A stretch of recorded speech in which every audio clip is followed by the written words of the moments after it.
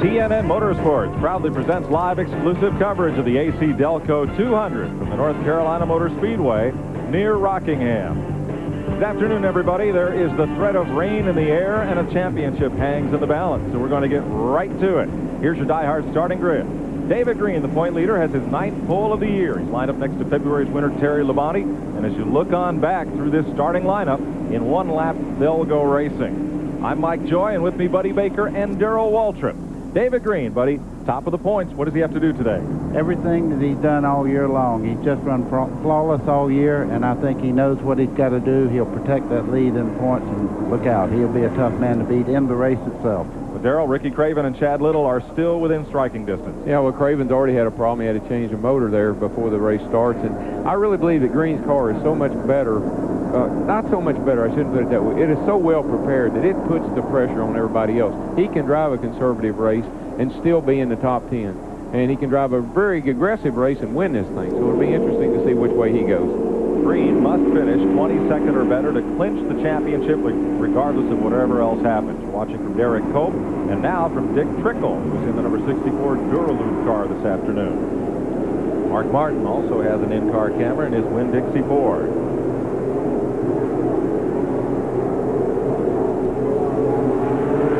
Coming down for the drop of the green flag, 200 miles will decide the Busch Grand National Championship on this final day of the season. Teammate Terry Labonte takes a strong lead from David Green. Labonte just rockets off turn 2. He's got 6 car lengths lead midway down the backstretch. Well, I believe what that tells me is that Terry practiced here this morning in his Winston Cup car, and he knew that outside groove was in pretty good shape, and he went for it. From Mark Martin's Ford. You know, Mike, you see them coming out of the corner here. They can run a higher line out of the corner, and this is going to make for great racing today and tomorrow because you have a wider groove than you ever had at Rockingham. Trouble, turn 2. One car taking a lazy spin up into the wall is the Wendy's car of Stanton Barrett. Second-generation driver out of Bishop, California. His dad, former land speed record holder, and Barrett tests the concrete early. Caution's out at lap 2. Well, Buddy was talking about the second groove. There is going to be a second groove there. Right now, it's still a little bit, there's a little bit of sand that collects on the racetrack when the cars haven't been running on it for a while, and we've been down for a while, so probably got up in that loose stuff. Let's take a look here as they go down in the corner. You see Stanton on the outside there. He's up in the gray stuff. The car breaks loose. Nobody hit him or anything. He just got around sideways. Backs it into the wall there. Now watch in this next as he goes up for the wall. Chad Little, fighting for this title chase, takes evasive action. There's David Bonnet, the Voyager battery Chevy of Hank Parker, spinning there to miss Stanton Barrett. Here's another look. Yeah, here he goes, and he just gets up there too high, you know, early in the race like this, and around she goes, and everybody's doing a great job of missing him, but unfortunately he's going to come back down the racetrack here. I think what happened to David Bonnet, a car in front of him slowed all of a sudden, that yellow car, and he had to get on the brakes and spun it out. Darrell, you always hear aim for the car in trouble. That's not true. You can see it there. That gets you in trouble is what it does. Yeah, you just got to play it by ear. Stanton Barrett's crew makes repairs as we're under the first caution of the day. We'll be right back to Rockingham after this.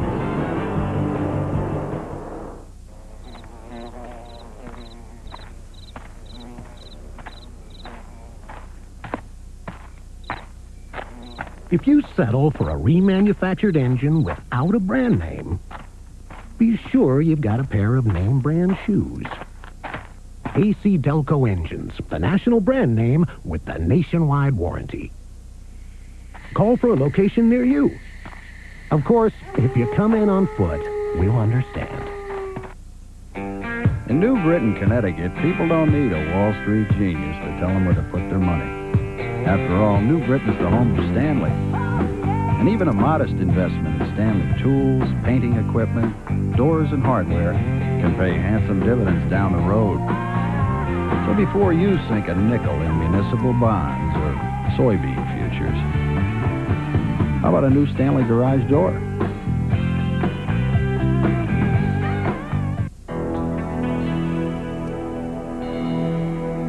Fuel. It's got to be the best, especially when you fire up. It's got to provide efficient turnover.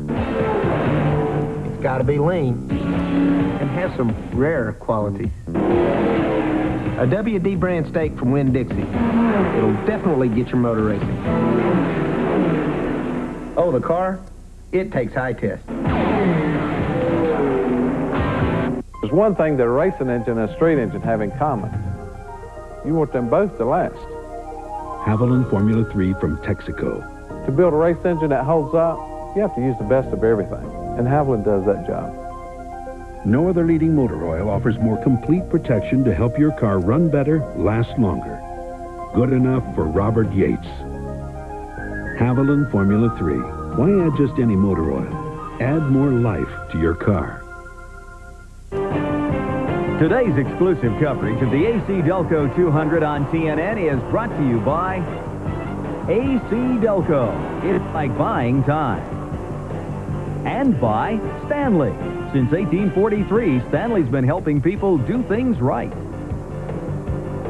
Just taking the green flag for the restart here at Rockingham, and you see Harry Gant soldier on up into second place there. Here is Derek Cope running David Green hard for third. Yeah, he is. And, you know, one thing about that early caution, I'm sure that was good for David because it gave him a chance to catch his breath. I know he had to been holding it for the start of the race. Mike, you see Joe Bessie there in the 97 car. This is his best run since he come back with his car this year. His car is really hooked up. You see him going by David Green there. Right behind him, Johnny Benson following him down in turn 3. Right now, David's just looking for a hole to get into. He wants to get back down on the inside, get back in line, and find him a place where he's comfortable. No cars behind him, no cars in front of him. Johnny Benson leading in the rookie points in the Staff America Chevy over Dennis Setzer by just 3 points. So excuse me, Mike. Mark got off to a terrible start. Normally that car just takes right off and is one of the fastest cars, but he's falling back a number of spots here on the start. I don't know if he's having a problem or not. You see David Green, he's making a move back now. He don't want to follow too many cars here. I think, like you said, Darrell, he's trying to find a place that he can run by himself pretty much, but he's got a tiger right behind him there. Mark Martin don't let anybody alone. yeah, there is no by yourself here today, I don't think. He just wants that car to come up to the temperatures to come up and everything to come up good in it before he really starts running it hard, I think. He's a heady race driver. He's taking care of that car. Elton Sawyer got a stop-and-go penalty for passing on the restart, and David Bonnet was held 1 lap for passing cars on the way to the pit under caution. The Earnhardt car, number 3, Mike Waltrip's in that one today. Yeah, he is. And, you know, that car in the last 2 races has only run a combined total of 25 laps. Earnhardt run it 5 laps at Charlotte, and Michael run it 20 laps at Dover, so they got to work it out. Harry Gant in his final home state weekend appearance going to the front. I talked to Harry Gant this morning. He said this is the best car that he's had here in many a moon, and that's trouble for anybody who's ever watched him run a Busch Grand National race here because he's consistently good, and this car is really hooked up. Gant of the Mannheim Auctions, number 7, the Ed Whitaker car. Harry retires at the end of this season. His final home state race will be live on TNN tomorrow. One of the things that's hard to really judge is how good your car is. The surface is new, as everyone knows, and the tires are so sticky like we had at Charlotte that your car feels great on short runs. Nobody's really made any long runs, so it'll be very interesting to see how these cars sustain speed after a while. Back to 4th place. There's Derek Cope lapping past Stanton Barrett. There's a look out the back of Cope's car and Mark Martin. Johnny Benson is hooked up. Yes. He's going by Cope right now, and I tell you what, he's had some great runs lately. Won a race, and he's right up in the front now. He's moving toward the front. The rookie thing is interesting because it's not just the points that determine Rookie of the Year. There's a panel that votes and makes the ultimate decision. So Benson wants to leave everybody with the impression that he's the up-front guy and that he, rather than Dennis Setzer, should be Rookie of the Year. Well, he's done a great job in that car, and you can see the confidence building. He's just gotten better and better and better as the season has gone on. They'll be back next year with Lipton T. Terry Labonte leads this race. A lot of those MW windows are made just up the street from the racetrack here on US 1. You could just see those 2 lead cars coming out of turn 2. They were almost looked like they were carrying the front end. They're getting so much forward bite out of the corner. Look back to 3rd, 4th, and 5th. Benson in 3rd. There's Derek Cope in 4th, and Mark Martin in 5th in the Winn-Dixie number 60. Riding with Mark Martin. So we've seen that 60 car so dominant here at Rockingham over the last couple of times we've been here. And the new surface has got Mark a little bit fooled, I believe. He's not quite as good as he normally would be here. There, it looks like As the cars come across 4, it looks like there's still a little bit of a dip between 3 and 4, and we see a little tire rub. We saw it just there on Mark's car as he comes across turn 4, and the car tries to settle after that little dip that's left there. Well, as you come out of turn 4, and the way you run off of that turn, the track does still have I don't know how, little swales in it, and the car wants to do a little nose hop, bounces about 3 times. Nothing real serious. Just a great job of resurfacing, but that was in the old track and it's in the new one too.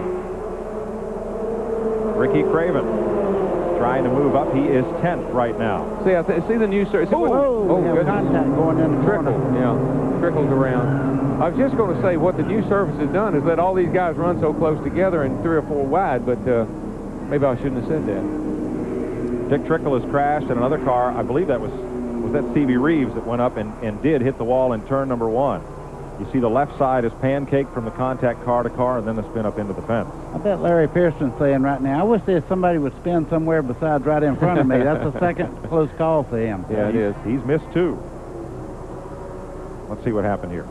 Yeah, the thing that's so interesting, I want you to look what a light tap this seems to be. I mean, there's just a little tire smoke, and Dick goes up the racetrack, but he's in that loose stuff again. That white smoky looking stuff is sand that's at the top of the racetrack, and when they get in that, they have no control. There's Larry Pearson going by on the high side there. Bobby Dotto right behind him. They were 3 wide going into the corner. He is 10th right. And you see what happens here. Whoa, I take it back. They hit harder than I thought they did. Yeah, Bessie moved up just a bit to avoid Steve Grissom on the bottom. Yeah. And he moved up and into Trickle. That's one of the things you have to watch on this racetrack. Because of the D-shaped front straightaway, you can get 3 wide going down to turn 1, but you can't go through there 3 wide. Dick Trickle pits for repairs, and we'll pit for this commercial break and be right back to Rockingham.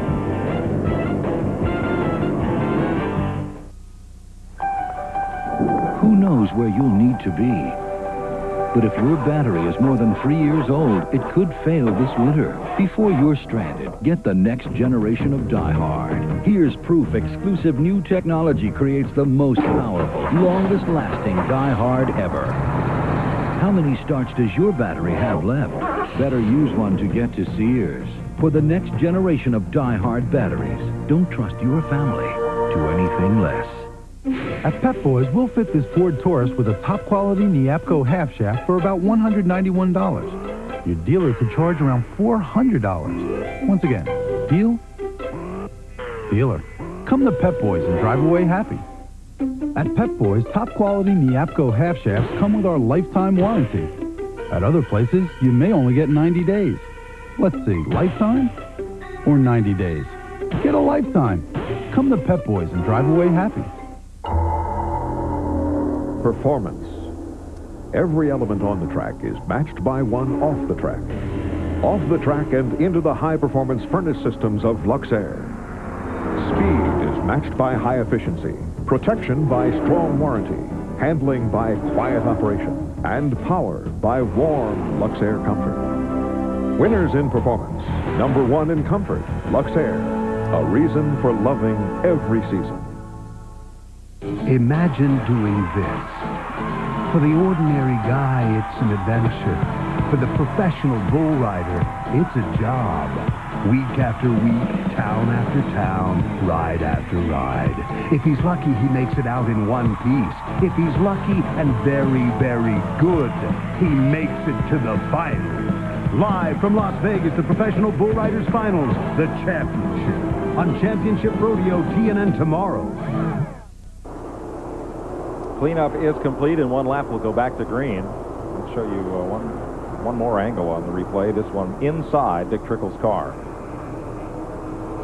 Well, he's alongside of Bessie, and what we don't see is the 31 car is alongside. There he goes, the 31, and that forces Bessie right up into Dick. And you get up that high in that sandy stuff, and the car's going to turn around with you.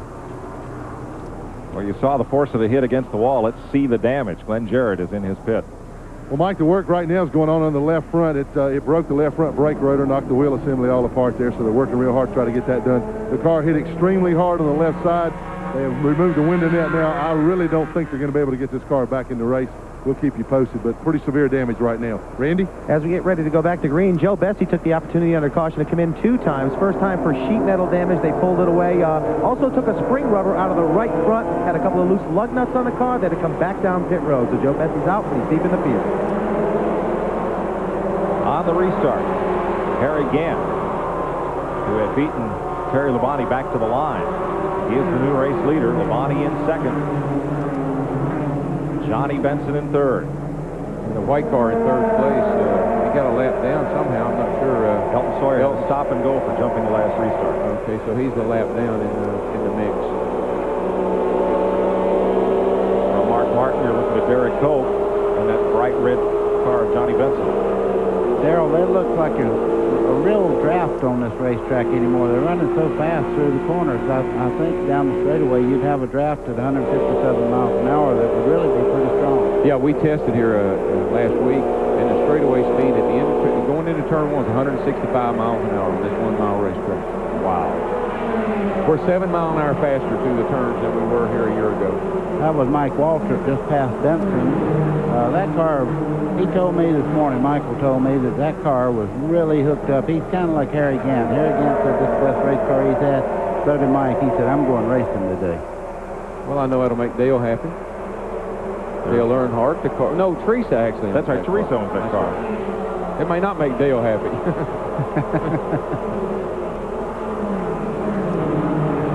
Well, Dale has his mind on Sunday. That's why he's not in the car today. Derek Cope completes the pass. Now Mark Martin moves underneath Elton Sawyer in the Ford Credit Ford. Not sure what's wrong with Elton. He normally runs, really well latter part of this year. He just seems to be off the pace right now. 2 men leading the chase for the championship are nose to tail. David Green in 9th, Ricky Craven in 10th. Chad Little is back in 14th as they move under Elton Sawyer. This racetrack's a lot like a piece of sandpaper right now. It's really got the grip down low where the cars are running, but when you get up high, it's just like running on sand. And the guy can't believe how loose his car gets when he moves up out of that groove. Well, we have 3 deep going in the corner here. Somebody has to give. That's Phil Parsons in the 99 car there. Ricky Craven just behind him. I think David Green's just riding along right now because they were racing a second ago and David Green's dropped back just a little bit. Buddy, he is continuing to look for that hole. Oh, trouble in turn 3. That's Elton Sawyer up against the fence. Between 3 and 4, apparently one of those cars working its way underneath Sawyer got him in trouble. And they're going to need a new payment book for the Akins and Sutton car. Yeah. Mike, he had moved to the outside of the racetrack trying to give the lap cars, the room on the bottom of the racetrack to go on. And I think he got up a little too high and got in trouble. Yeah, I think you're right, buddy. Tough weekend for the Sawyer family. Elton's wife, Patty Moeast, missed qualifying for this race by 1 spot. May have a full scheduled Busch Grand National ride for next year. She's hopeful of that. Well, that would be, you got to run all the races. You can't just come every now and then and expect to be competitive. You got to run them all. So that'd be good for her if she could get a full-time deal.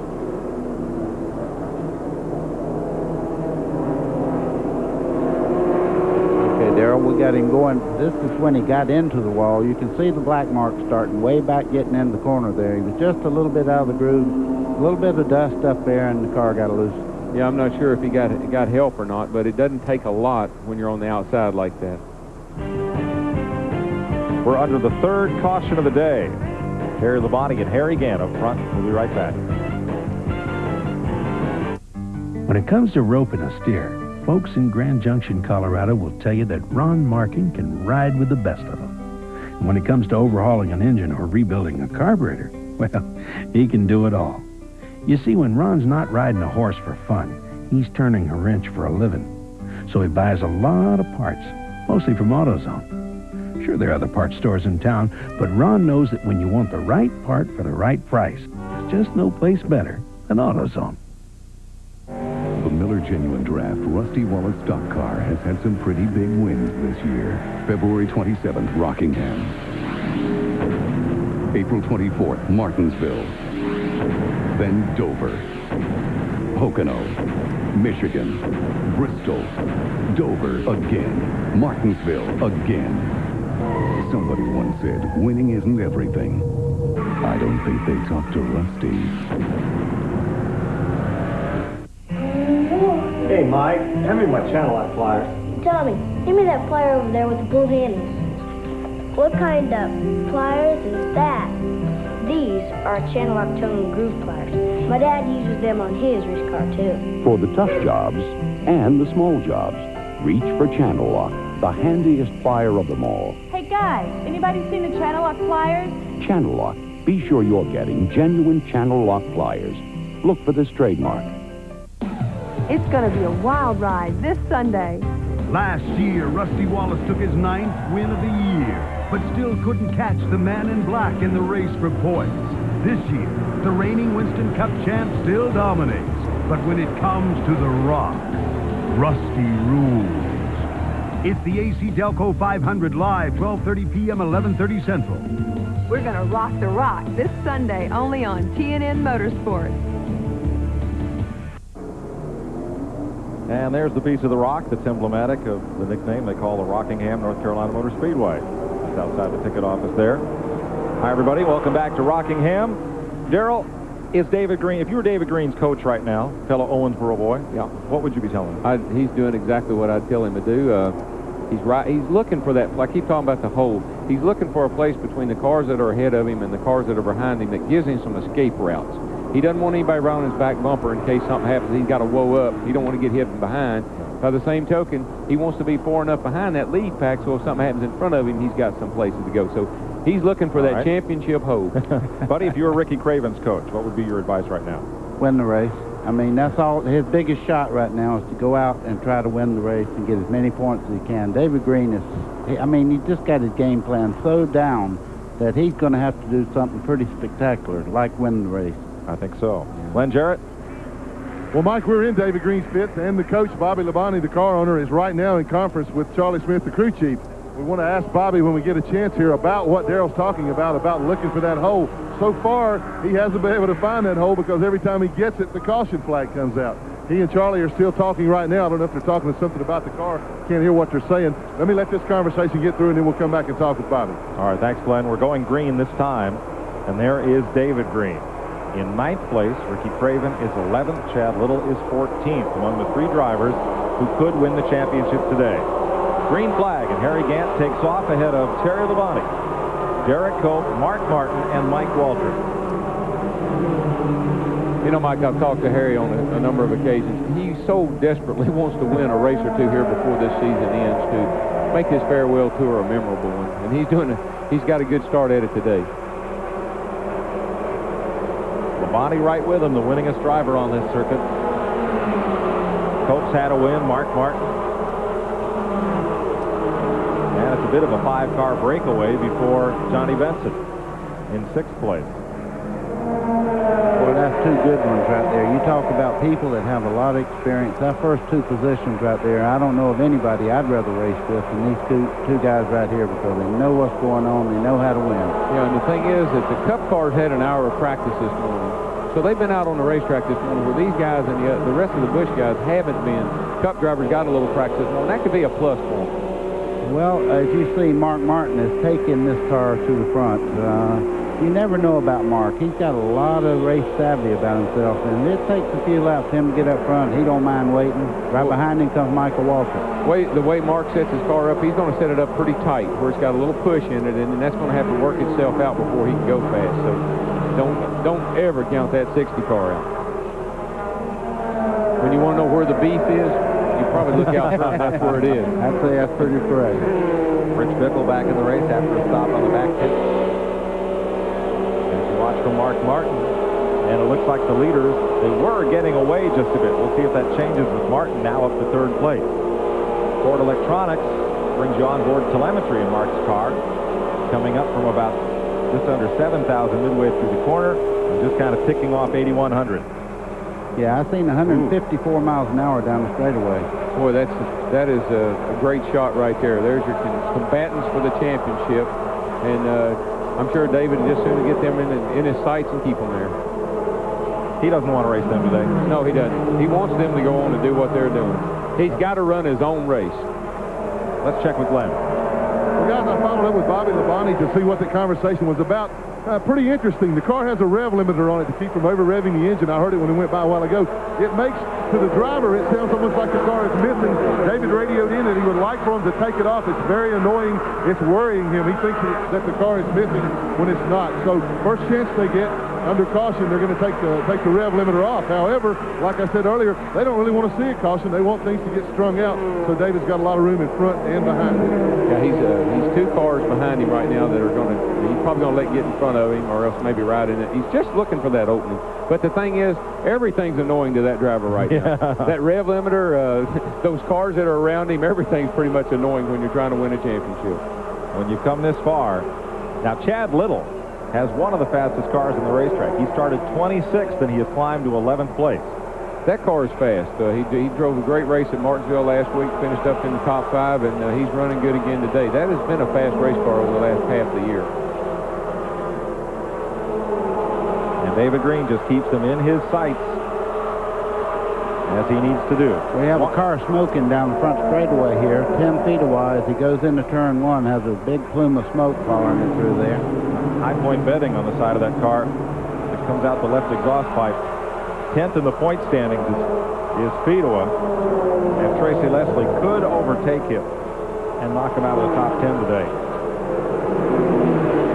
There is no caution. It's just smoke. It's not putting any fluid on the racetrack, it don't look like, so they'll let him go on the green. And he'll have to pit. Napa Field standing update brought to you by Napa. We keep America running. Here's how they're running. At lap 42. Boy, Uncle Mike is he's right there. Uncle Mike. Here we go. He's in 4th place, and he's closed down a bunch of distance here on Harry and Terry, and of course Mark Martin has too. He had a huge, I wouldn't call it a shiner. It looked like he kind of walked into a baseball bat or something. I didn't do it. I promise. I didn't have anything to do with it. We have Mark Martin moving into 2nd here. There's a lap car there. He may have to back out and let him go. That's the teddy bear car. Kevin LePage there. Well, give him a little shot there. You see the quarter-pound kind of wrinkle just for a second. Oh, that was distortion in the camera then. Mark was right. No, Mikey had a bee sting, I guess. That's what I'm told. That's what he said. Okay. Yeah, he kind of favored Sylvester Stallone in Rocky IV, if you know what I mean. He had one of them flat eyes. Yellow is out for Stanton Barrett, who has spun for the 2nd time today.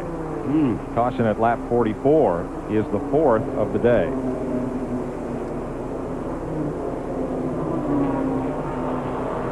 Well, you say, Darrell, sometimes it just don't pay to get out of bed. He's had a bad day so far. His day, it started off bad and it hadn't gotten any better. I think he's down on the apron in turn 2, I believe. Can't see him. I think it's turn 4. Turn 4. Yep, here he comes. 4th caution of the day for a seemingly harmless spin by Stanton Barrett. We'll be right back. Could mean the World Championship. Could mean the end of the line. Live from Las Vegas, the Professional Bull Riders Finals, Round 1. On Championship Rodeo, TNN today. High school football is rocking, and it's on Paragon. Don't look now, but it doesn't get any better than a 6A division rivalry. It's Manatee versus Riverview, the ultimate matchup. See if the Hurricanes can stop the unbeaten Rams. Riverview has already stomped the Seminoles. Is Manatee next? Or will Kinan's crew crush Sprague Squad?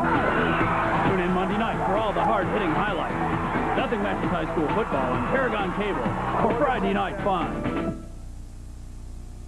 Snooty's throwing a party Sunday, October 23rd from 10 a.m. to 9 p.m. It's the 4th annual Party in the Park at downtown Bradenton's Roxy Waterfront Park. There'll be live entertainment, a boat parade, numerous food vendors, arts and crafts exhibits, and an antique car show. For the kids, there'll be games, pony rides, a petting zoo, and more. To top it all off, the day will close with a fireworks display over the Manatee River. The party will benefit the South Florida Museum and mark Manatee area retarded citizens. A Party in the Park Sunday, October 23rd from 10 a.m. to 9 p.m. See you there. Folks at Steel Chainsaws bringing you these aerial views of the Rock. Steel makes a full line of outdoor power equipment. Yeah, and Stanton Barrett just did a Roberto Duran, no mas. To the garage. Yep, out of here. There's where everybody is. Tommy Houston, you'll see there in 42nd, hit the wall yesterday. Had to take a provisional because he didn't make it in qualifying. Hit the wall. They got out the backup car in practice, but they were told to use that provisional. They had to run the car they qualified, so they straightened it up best they could, but it would only run a few laps, and he put it in the garage. Let's go down to the garage. Well, Tim Fedewa brought out that last caution in his Ford. It's now behind the wall and out of the race. Tim, what happened? Well, I think we lost a ride there or something, you know, something in the engine compartment, definitely. And, you know, I'm real disappointed, but, you know, that's racing. We've had good luck with our engine program all year, and it's really the first one to be lost like that. I'd like to thank Bell Atlantic Mobile for helping us all year long, and High Point Betting, and a lot of other people, Ford and Goodyear for sticking with us. And a pretty good season. We had our ups and downs, but we'll be back in Daytona. Okay. Tough break. Thank you. Tim Fedewa will run the Winston Cup race at Atlanta. Yeah, I think he'll do a good job, too. He's a tremendous race car driver. With the amount of experience he has, he does a good job. 1 to go, and we'll go back to green. Harry Gant, Terry Labonte, Mark Martin, Mike Waltrip, Derek Cope, Kenny Wallace. Last week's winner is 6th as you look at Mark Martin. And tomorrow, you'll see Mark and all the rest of the Winston Cup drivers at 12:30 p.m. The AC Delco 500 takes the green flag here at Rockingham. Running how much faster than ever before, Darrell? Well, I'm telling you, we're about a second faster around the racetrack. We're running around here almost as fast as we go around Richmond. We're 23:30 was the pole, and we go around Richmond at 22 seconds. So this is a mile and change racetrack. We're 7 miles an hour faster through the corner, and I don't know how much faster down the straightaway, but we're 165 into turn 1. See, I think you're right in a way. It's a changed racetrack. Oh, it's not the same. Yeah. Here's Glenn. Well, guys, Bobby Dodder took advantage of that caution to come in. He was complaining his car was extremely loose. He came in, changed all 4 tires, and they tried to top the tank off with fuel. It wouldn't take any gasoline. They were going to bring him back in to try to put fuel in it before the green flag came out again, but they decided not to. So they may have a filler neck problem on that car. They're talking with Bobby about it right now, but I don't know what he's going to be able to do about it. We're ready for a restart. Yes, we are. At lap 49. We're back under green. Harry Gant leads them down to turn 1. Boy, Mike Waltrip got a terrible restart there. You see Derek Cope getting under him there. But every once in a while you get caught like that, and it really makes you mad because it's so hard to make your position. And then to mess up on a start like that makes you mad. Hey, watch Phil Parsons. Phil Parsons has come from 22nd up into the top 10. Yeah, that car. Watch him in practice. That car is fast, and I believe he's on Hoosier tires. Finished 2nd here in 1989. Finished 3rd here in 1982. One guy who we hadn't mentioned today, and he's moved himself right up in there, the 8 car of Mr. Wallace. You know, he just kind of dominated the race last weekend at Martinsville, and here he is running in the top 5 now.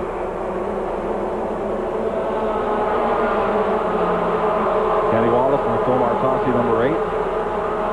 Looking for his 2nd in a row. I stand corrected. That 99 car is on Goodyear's. People might recognize that number 99. That's the car that Robert Presley drove the better part of this year, and then Phil got in it after Robert moved on.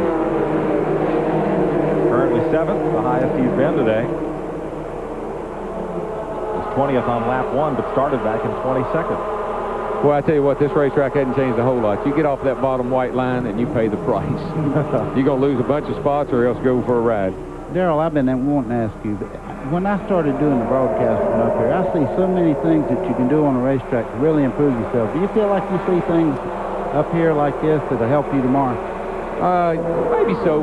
I think the thing that I notice when I'm sitting up here is things that you wish you could tell that driver that's racing the guy in front of him.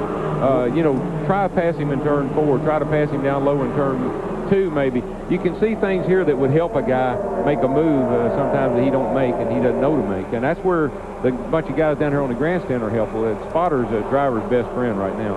David Pearson said much the same thing last Sunday, and David will be with us tomorrow for the Winston Cup race. Here comes Phil Parsons by Kenny Wallace getting into turn 1. He makes it look pretty easy, too, and that's a good race car. When you pass Kenny Wallace like that, you got things going your way.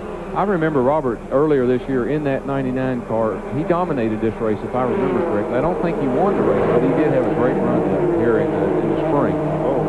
Kenny's moved up a little bit on the racetrack. That normally means the car's not handling like you want it to. There's Phil, Kenny right behind him. And even Parsons about half a groove up from the bottom. Now here's Kenny Wallace. He's got to deal with Jim Bound and Johnny Benson. When he goes in the corner, watch him move up the racetrack here. You see everybody else right on the white line. He's not real happy with the handling right at the moment. And again, he'll pay the price here in a minute because those guys are all going to get under him if he's not, if he doesn't get back down on that white line. This battle's for 8th place. Jim Bound of the Lysol 63, and then Johnny Benson, and then Chad Little. We don't really know. The racetrack could be going through a change. The surface could be losing a little grip down low and just causing guys to move up a little bit, too. And the sun's starting to come out just a little. A little sunshine. All these things are going to make a big difference in how this track feels. The 23 car there, that's Chad Little, and just behind him's Ricky Craven. They're fighting it out. They're very close in the point standing between second and third, so I imagine one thing that Ricky Craven does not want to do is see that car running that well just in front of him. He wants to get back in front of him because 2 positions, he loses second place in the points. Squeeze play here as they work around Kevin LePage. Jim Bound gives him a bit of room, and up comes Mike Wallace in the Barry Owen car, the FTP Brakes number 9. Moves under Jim Bound. And David Green right behind in the Slim Jim 44. The 35 car there, that's Jimmy Hensley. We have a fight right now for the lead. We have Terry Labonte getting under Harry Gant going into turn 1. I think you can credit Mark Martin for Terry making that pass. Mark caught those two and was getting ready to pass them both. I think Terry decided he'd step on the gas, see if he couldn't shake Mark. Well, at the start of this race, within half a lap, Terry Labonte suddenly had about a 6 or 7 car length lead. He said the car is really good, and it's got a brand new engine, and he was bragging to me about, he kept telling them guys he could qualify on the pole if he had as good an engine as David had. And Terry told David, said, wouldn't it be neat if I won a pole, then we'd both have a pole this year and a win. And David said, I think it'd be neater if I had 9 poles. Now, Ricky Craven in the number 2, the DuPont car, moves underneath Kenny Wallace, who's dropping back a bit. Here comes Kenny's brother, Mike Wallace, in the number 9.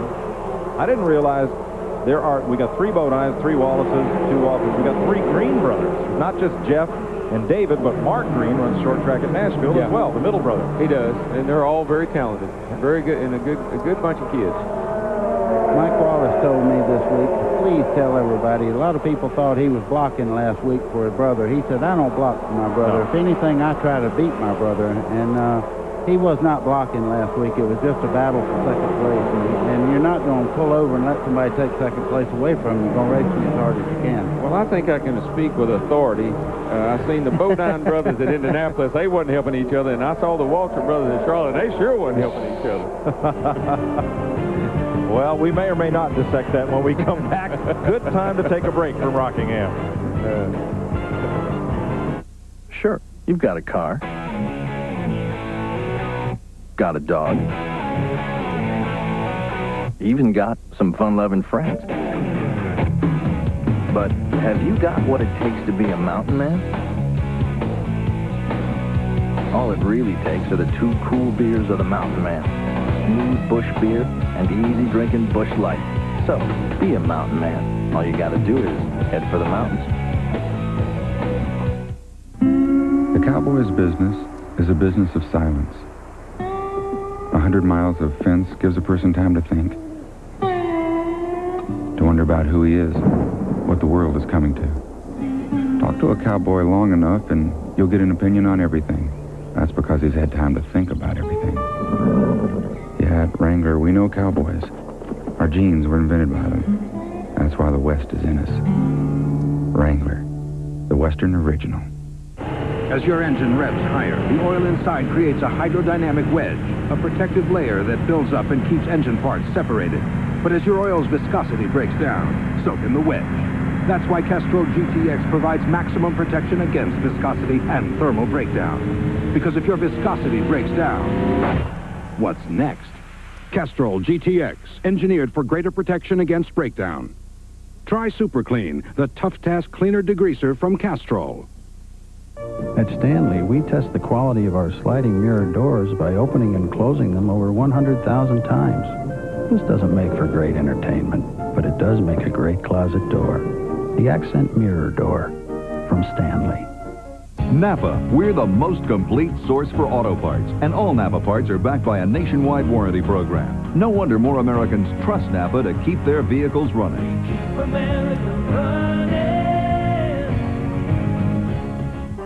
Today's exclusive coverage of the AC Delco 200 on TNN is brought to you by Napa. We keep America running. Now, I know you're saying the same thing we are. Why does the best racing happen when we're in commercial? Look at what's changed. Virtually everything. Mark Martin has gone to the front as he works lap traffic underneath Nathan Butke here, and right behind him, Mike Waltrip. Terry Labonte shuffled back to third. Derek Cope up to fourth. Harry Gant in fifth.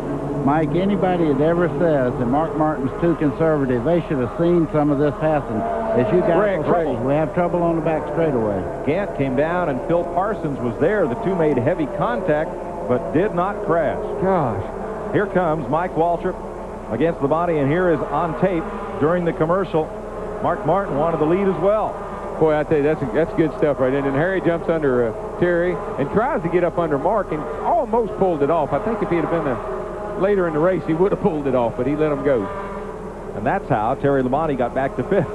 You see Harry Gant's car turn sideways getting in the corner there. He's been complaining about being real loose for the last little bit there. He needs some bite in the car. Now, those two cars got together in the backstretch. Boy, I know Phil Parsons and Harry, I mean, I thought they were out of here. And they both saved their cars, did a great job. Yeah, you got to quit flapping up here, though, when things happen. He popped me right now. Sorry about that. That excited me. Is that Darrell hit you or Pearson?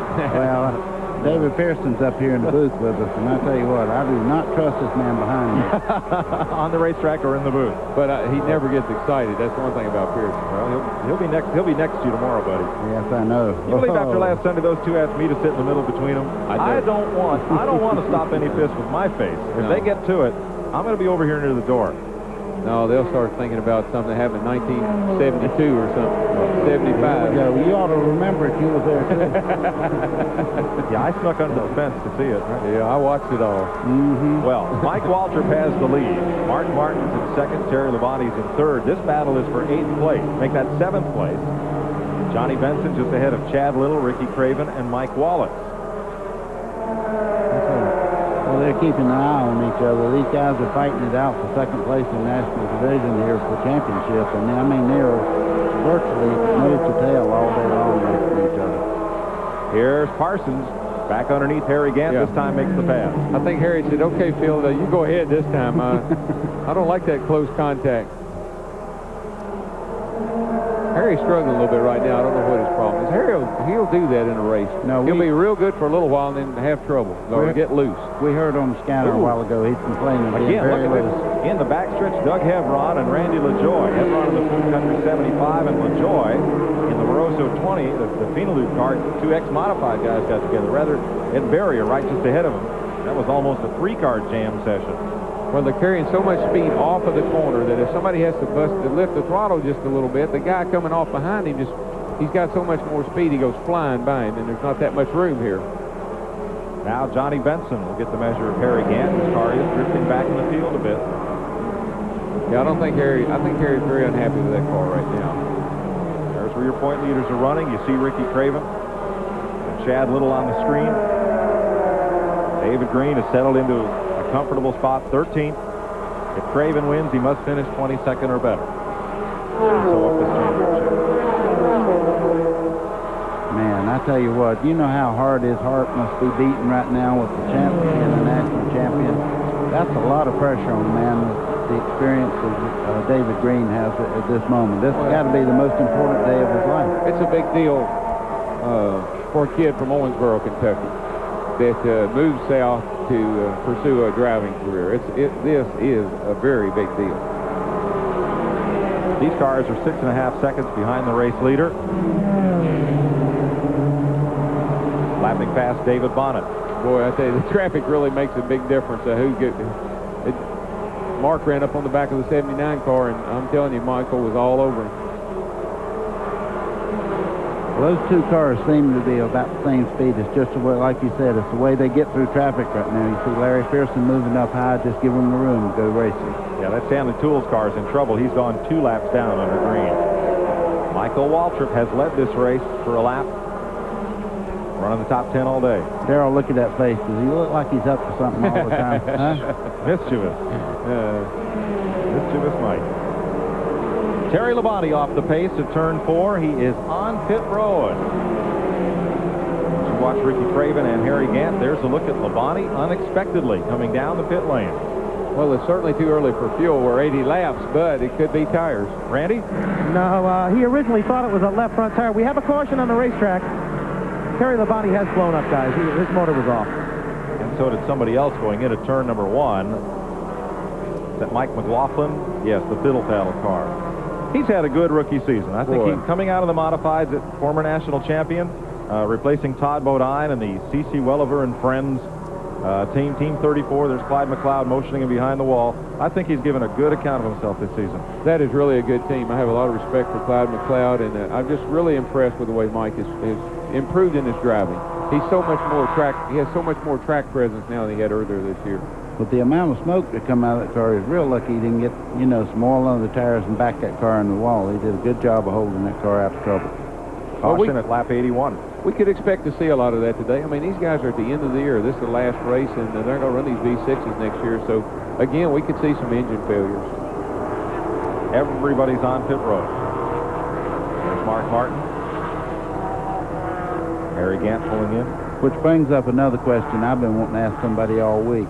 You run the same gear that you ran here earlier this year? Yeah, you do. Isn't that incredible? We're running that much faster with the same gear, but we're turning 8,800 RPM.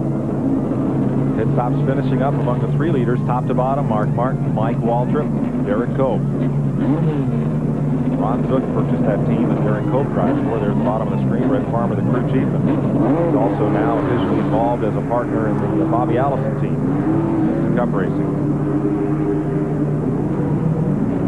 The thing about the gear, buddy, used to we slowed down so much here. After just 10, 15, 20 laps, the tires gave up so much that we'd slow way down, and so gear wasn't a big factor. Now we sustain that speed for a long period of time. Pit stop's complete. We'll sort out the running order for you when we come back to Rockingham after this. Who knows where you'll need to be? But if your battery is more than 3 years old, it could fail this winter. Before you're stranded, get the next generation of Die Hard. Here's proof exclusive new technology creates the most powerful, longest-lasting Die Hard ever. How many starts does your battery have left?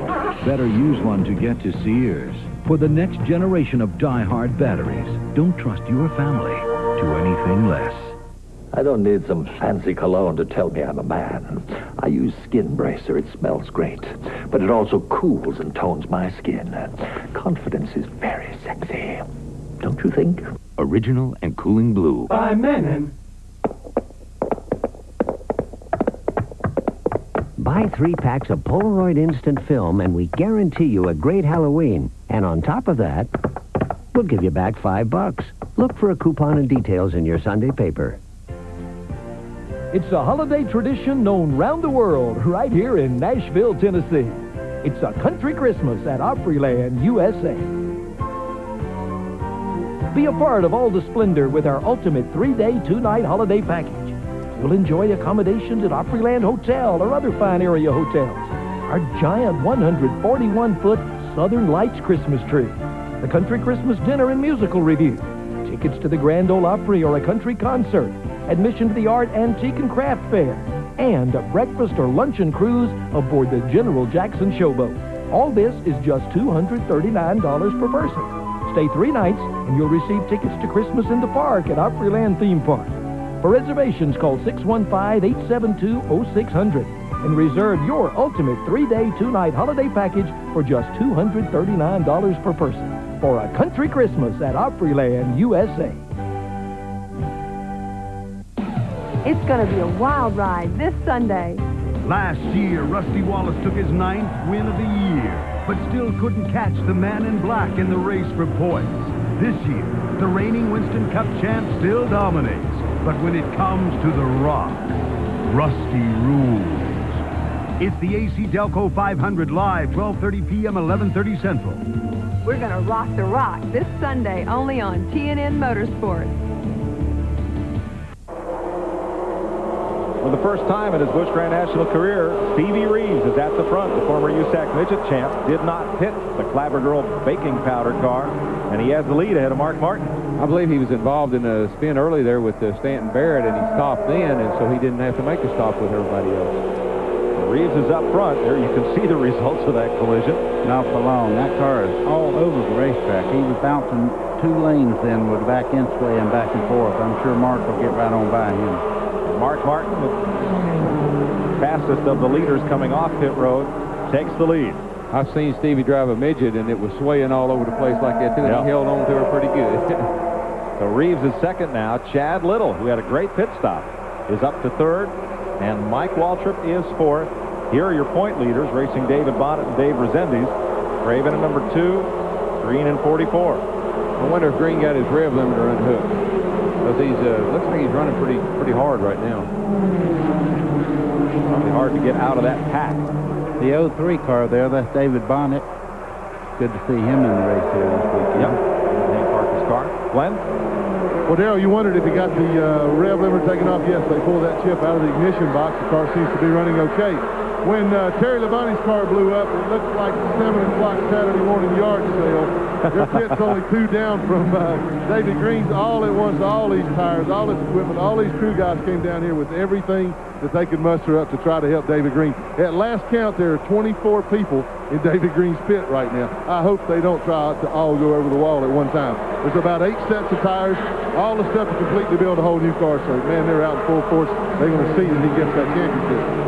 Well, Chad Little's trying to deny it right now as he moves up to second, ahead of Mike Waltrip and Stevie Reeves. I'll remind you that both David Green and Terry Labonte's car are owned by Bobby Labonte. All run out of the same shop, as is Bobby's occasional Grand National Racecar.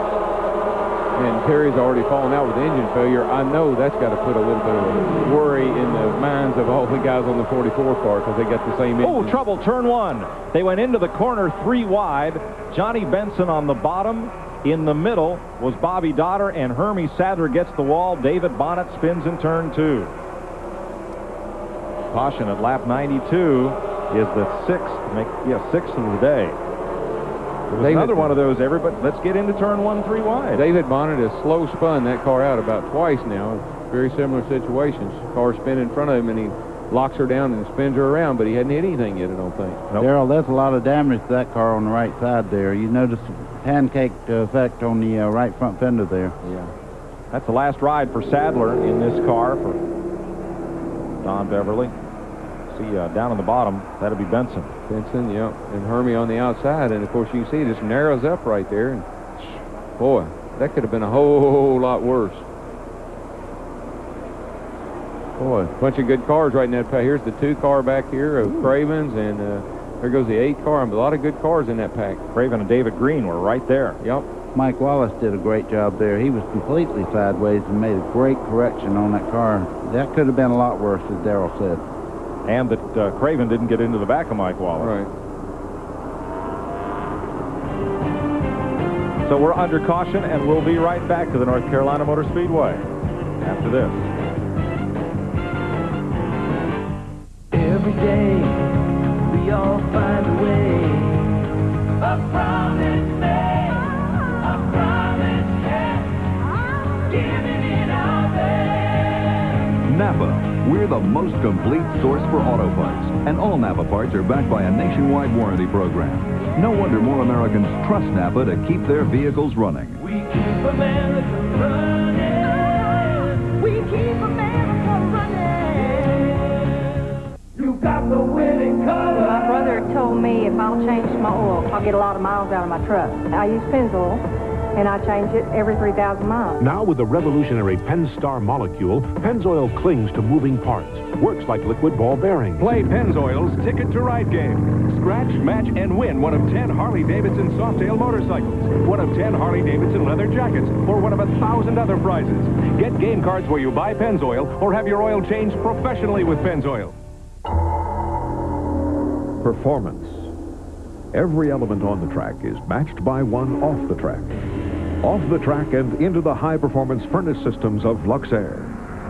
Speed is matched by high efficiency, protection by strong warranty, handling by quiet operation, and power by warm Luxair comfort. Winners in performance, #1 in comfort, Luxair.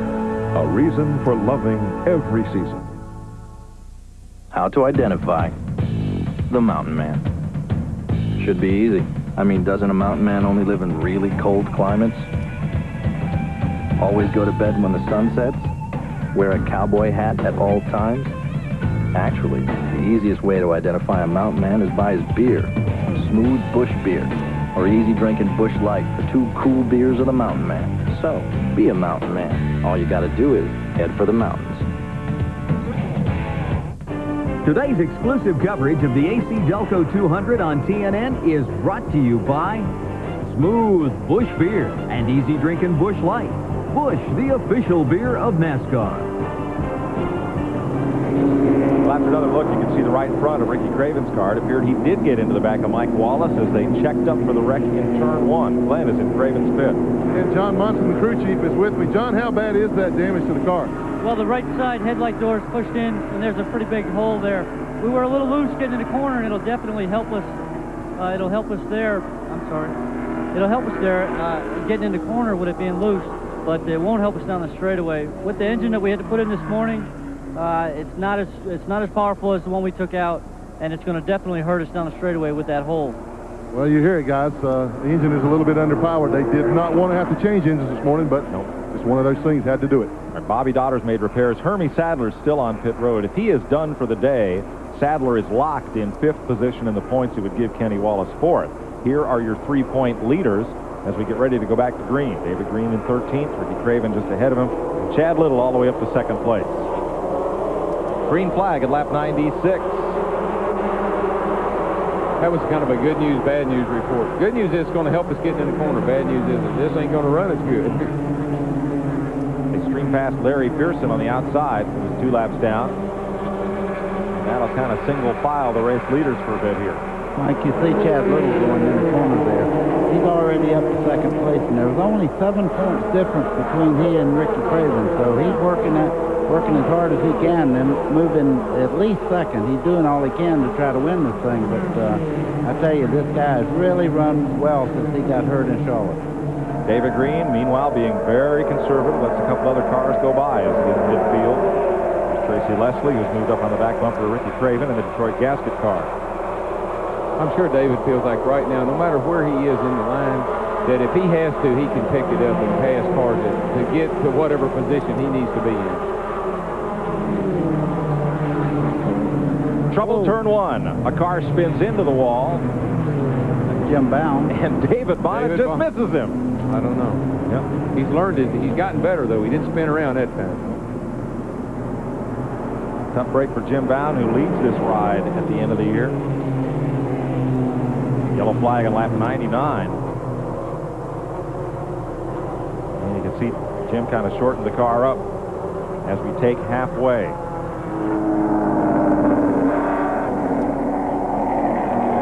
Looks like he got both ends, Mike, pretty good. The left front's kind of dinged in, and then the whole back end of the car is caved in. Watch the right side of your screen. Boy, I think it's another one of those 3 wide episodes going into turn 3, or turn 1, actually. And here comes old David Bonnet. He said, now I've spun this thing around twice here. I'm going to learn how to do this. And he did. He needs that experience. I'm sure that's what Jake's telling him right now. Okay. 100 laps go up on the board. We're just past halfway to deciding this championship. Could mean the World Championship. Could mean the end of the line. Live from Las Vegas, the Professional Bull Riders Finals, Round 1. On Championship Rodeo, TNN today. Tom Stamos, Bradenton, Florida. World's cheapest custom van. How about this custom van with ice cold air, automatic power for $3,400? Anywheres in Florida, $5,900. How about this gorgeous Ford window van for $5,900? Anywheres in Florida, $8,900. Jose, what do you got?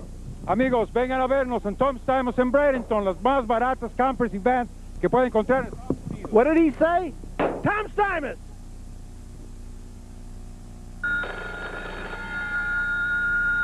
The future of your telephone service is being debated by Florida's lawmakers. The Florida Consumer Action Network is sending out the call to let you know about a special legislative hearing in Tampa on Tuesday, October 25th in the County Commission chambers. Don't leave it up to the lawyers and lobbyists to tell politicians what to do about your phone rates. Go to the hearing and remind your elected officials to answer to consumers first. Welcome back to Rockingham. Our mid-race report is brought to you by Stanley Works of New Britain, Connecticut for over 150 years, making tools, hardware to help improve the value of your home. 7 different leaders in the first half of this race. 5 lead changes. Average speed just 108 miles an hour thanks to the 7 caution flags that have flown. This latest one here at lap 99. 25 of the 100 laps under caution. 9 cars out of the race already. That may work in David Green's favor. 33 cars are running. We got one to go, or they're coming around to get to green. And we've averaged 108 here before with no caution. Yes. That's how much faster the racetrack is. That's what Ned Jarrett used to tell me. He said he had Metrocal after about 3 hours of the race on Sunday. Glenn? Well, work continues on Hermie Sadler's car. Fortunately, most of it's sheet metal. Unfortunately, there's a lot of it. The toe-in seems to be knocked out a little bit. Bobby King just told him on the radio to take it easy when he goes back out, but they will get him back out. We're under green. Mark Martin and Chad Little, 2 fast Fords at the front of this field. Mike Waltrip in Earnhardt Chevrolet in 3rd.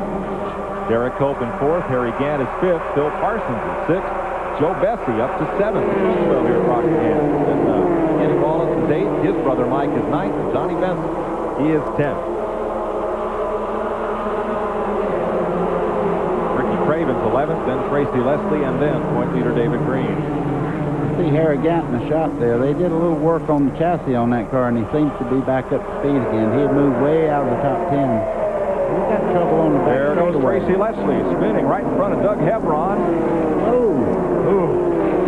One car got crunched up against the outside wall. Well, I tell you, someone, it's got to be Lucky's day, because that was the 44 car. He was right up in the middle of that whole shebang. He was. That's Nathan Butke is involved there. One car seemed to stack up the pole field there, right about in the middle of the racetrack, coming out of turn number 2.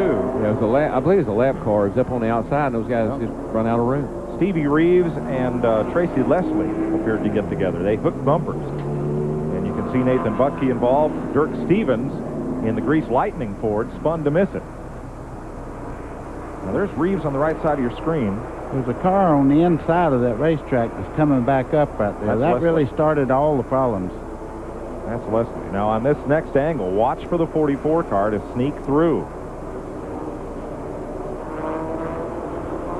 Here they come off turn 2 here, and Tracy gets knocked down the inside, and Stevie Reeves got in the back of Leslie and turned him. Boy, Doug Hebron there made a nice move to get through. Dirk Stevens is spinning there in the 15 car. He comes back up and kind of blocks things right along there. You want to see a piece of driving? Watch on this next replay. Watch the red, white, and blue number 75 of Doug Hebron. He missed this wreck 3 different times. He really did. Now he's on the right side of your screen next to the yellow car. See, he checks up on the brake right there just as it starts to happen. Now, where am I going to go? Well, I'm here in the middle of the racetrack. I locks up the brake again, cuts down to the inside. Here's another spinning car. Checks up again, gets down to the inside, and then Dirk Stevens spins in front of him again.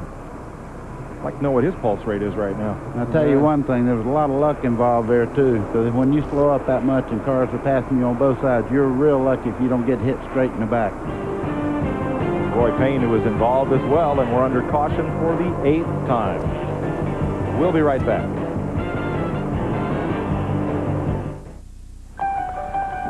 Who knows where you'll need to be?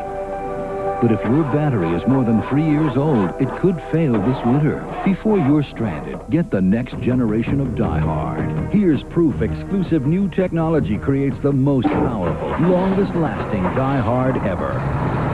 How many starts does your battery have left? Better use one to get to Sears. For the next generation of Die Hard batteries, don't trust your family to anything less. My mom says a couple of ounces of antifreeze can kill our dog. Even 2 tablespoons can be bad for me. So we use an antifreeze that's safer for kids and pets. That's less harmful. My dad says any antifreeze can protect against freezing and rot. But is it less harmful for me and JoJo? That's what my dad cares about. What about yours? Sierra, it's not just antifreeze, it's safety freeze. Discover Las Vegas magic. Excalibur Hotel Casino, located on the most exciting four corners of the Strip, with rooms for $59 Sunday through Thursday, now until November 3rd. Enjoy 6 marvelous restaurants, non-stop family entertainment. King Arthur's Dinner Show Spectacular. Phone 1-800-937-7777. Excalibur. It will take your breath away. Peerless Faucet didn't come up with the idea for a spout long and high enough to reach over and into large objects. We merely adapted it for the kitchen. High-rise faucet designs by Peerless. Get more out of your faucet than just water. Buy 3 packs of Polaroid Instant Film and we guarantee you a great Halloween. And on top of that, we'll give you back $5. Look for a coupon and details in your Sunday paper. Today at 5 o'clock Eastern Time, TNN presents Professional Bull Riders Finals live from Las Vegas here on the Nashville Network, 5 o'clock Eastern. That, to me, well, I better not say that. Those guys are pretty tough, but I tell you, I always thought race car drivers had a couple of hinges loose, and that throws me in that category. But I tell you, a man that gets on a bull, he's got to be made out of some stuff I hadn't found yet. 8 seconds. Yeah, right. Here's 8 seconds in the life of David Green. Watch the number 44 car on this replay. Yeah, there he is, bottom of the screen. Yeah, he's right behind that blue car, Stevie Reeves, and Stevie's the one that actually hit the bump the 72, shot over in front of David. Now you got the 43 car alongside. You got another car here that's about to hit him in the back end, but he wisely gasses it up, and here comes Tracy Leslie. And he squeezes through. Glenn? Well, Mike, I'm standing by with Bobby Labonte. Bobby, I know that you're worried about those cars that David's having a race against right now. What are you telling him? I think he needs to get in front of them, is what I told him. But it's harder to do than what it's easier said than done. So we're just going to take it one step at a time. You know, we still got a long ways to go, and he's real good at missing stuff. So fortunately, that's helping out right now. Well, normally in a situation like this where you're chasing a championship, you detune the engine a little bit so that it'll last. Have you done that? Oh yeah, it's pretty detuned. You know, he's having trouble down the straightaway. So, but we knew that we gotta make it live. That was the name of the game today. So, you know, I think we're gonna be okay. We just taking it cautiously right now. Well, one problem leads to another, but he's been lucky so far. Hope it continues for him. He sounds a little excitable. Some folks would call that nervous. Yeah, I'm sure as the car owner he is, but the thing about it is, he is a little further back. David is a little further back than I'd like to see him be. He's going to have to dodge a lot of wrecks if he doesn't pick up the pace just a little bit, get ahead of some of that traffic in front of him. 1 to go. 109 laps complete. This race is 198? 197, excuse me. For David, it's probably 198, 199. Now here's Bobby Dotter, carries the DeWalt colors this year. That sponsorship moves to Hermie Sadler next season. Here is Bobby Dotter's toolbox along pit road. That's my area code. He's right down the road from Lake Norman. He's in 19th spot right now on the lead lap. Not a bad racer. I saw he got out of that car at Legacy, drove that car at Watkins Glen and brought it home in second place. And I thought he was going to win the race. If Terry hadn't been there, he would have. Dotter's had a solid season. He's 6th in the points. Yes. Pays to advertise. Anywhere you can. You too can have the smiling face on your billboard. Yeah, right. Green's out. Lap 110, we're back to green. And Mark Martin gets a good jump on Chad Little. Yeah, you very seldom see Mark Martin not get a good start. He's pretty aware. He's run so many short tracks around the country that he is really sharp on restart. Would you call that a Texas restart? Yeah. Where did that come from? AJ Foyt? Texas restarts. It must have. I remember when I was first starting, they said, I want any of those Texas restarts. See Harry Gant there in the green car. He is really running well. And right behind him, Phil Parsons is running as well as he was in Charlotte when he won the race there earlier this year. See, the thing about Harry, he got off there for a little while, but he just bided his time, got him a caution or two, got his car fixed, and that's the old wiry veteran working his way back to the front. Didn't panic, didn't get excited, didn't run into anybody, just waited and worked on his car. Like you intend to do tomorrow. It's exactly. I like Harry's style. Yep. I talked to one of your crew chiefs this morning. I said, I'm on the TV with Darrell, and he said, well, let me tell you something about him. We used to have a voice-activated mic in the car, and said you would talk to that car all day. And I said, he'd talk to you a little bit when he got up beside of you every now and again, too. Same language. Yep. Just expressed a little differently. Ricky Craven following in the tire track to Johnny Benson there. And the 43 car, Robert Presley, driving the Coach's Munster car in relief of Rodney Combs, who's still out with injuries from Charlotte. Here's your Napa Field standing update. Battle for second on back, or actually from lead on back. There's Chad Little and Mike Walker, second and third. Yeah, Uncle Mike is running good, but he doesn't seem to have the power it takes to just pass somebody. He really has to work hard to get around. You know, Darrell, what's really amazed me about this race is you watch, especially in the pack, there is such a differential between the cars that are on the setup and the cars that are off. The speed differential is really amazing here. It is, and see, if you come off the corner and have to lift out the throttle a little bit, you're going so fast it just really upsets the whole program. But the guy behind you just runs all over you. Ricky Rudd, I was talking to him, and he called it launching it off the corner, and that's pretty much what you do here. This thing really gets forward by getting out of the corner. Yeah. Derek Cope comes around that D-shaped front straightaway, hits about 8,400 RPM, and is hard on the brake. A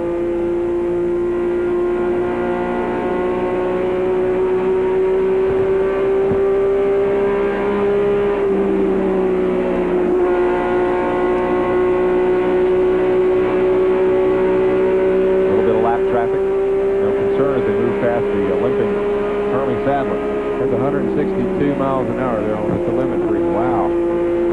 That's in a six-cylinder. About 8,100 down the straightaway. That's a ton of RPM every lap around this racetrack. Well, you can just be in the gas so much here. You just burp the throttle and you're right back wide open. You see a lot of high RPM.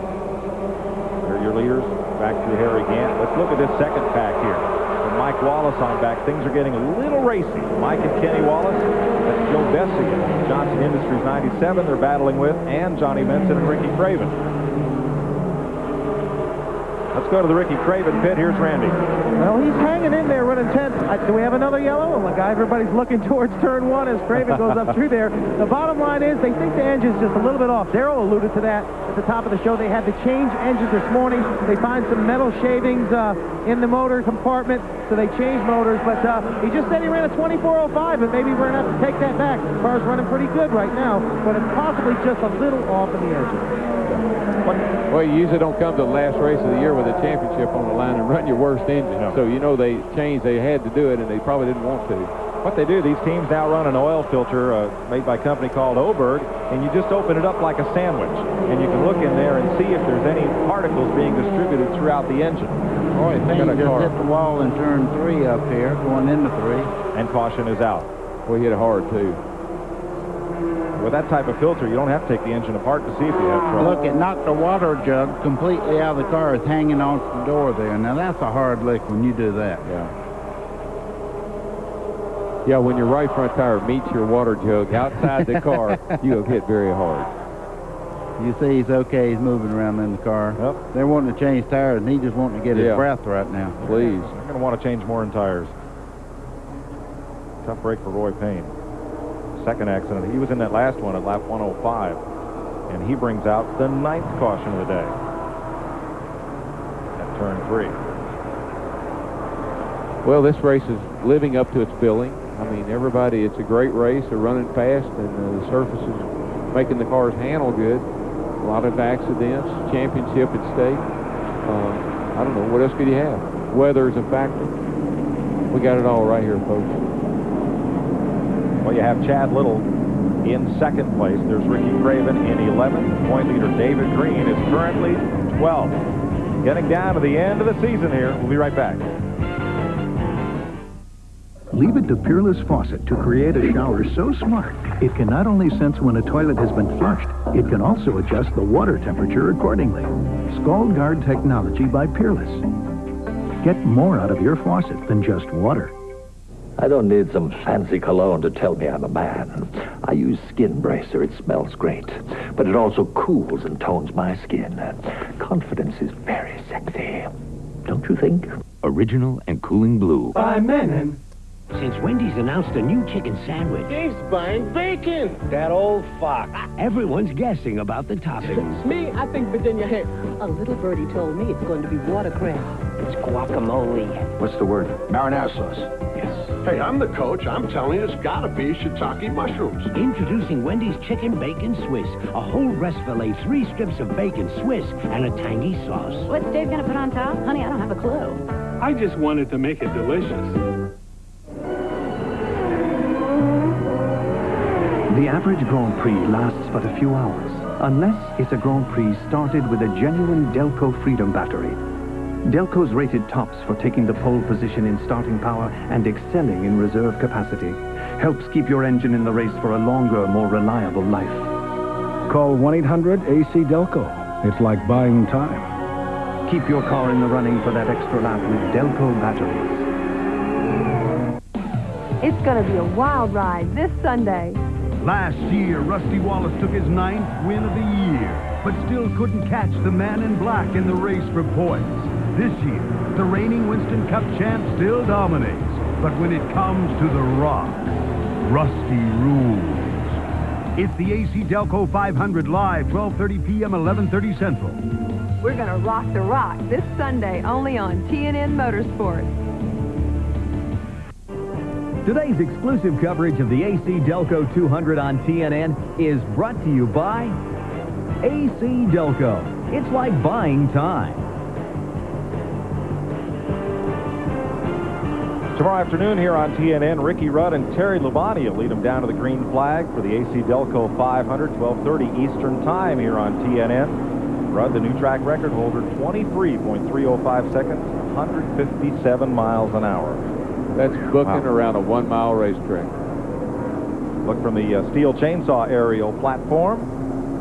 Makers of chainsaws and a full line of outdoor power equipment. Giving you these helicopter-mounted views of the rock. You know, we're talking about Chad Little, and we're talking about Ricky Cravens, and we're talking about David Green. David Green's probably racing Ricky, or Ricky Craven. That's what I was trying to say. And he might ought to think about where Chad Little is, because if you think about '92 when Alan Kwiecki won the championship, Bill Elliott could have easily won it if he'd have led more laps. That's right. So you got to play the whole mix. You got to know all the formulas. If Chad Little wins this race, David Green must finish 24th or better. There is Chad Little in the Harris Teeter Ford, number 23, running second to Mark Martin. Riding from Derek Cope, looking ahead of Mike Waltrip, the third-place car. Guess what? Supermarket sweepstakes on the road. Boy, it is. A lot of groceries being handled up there.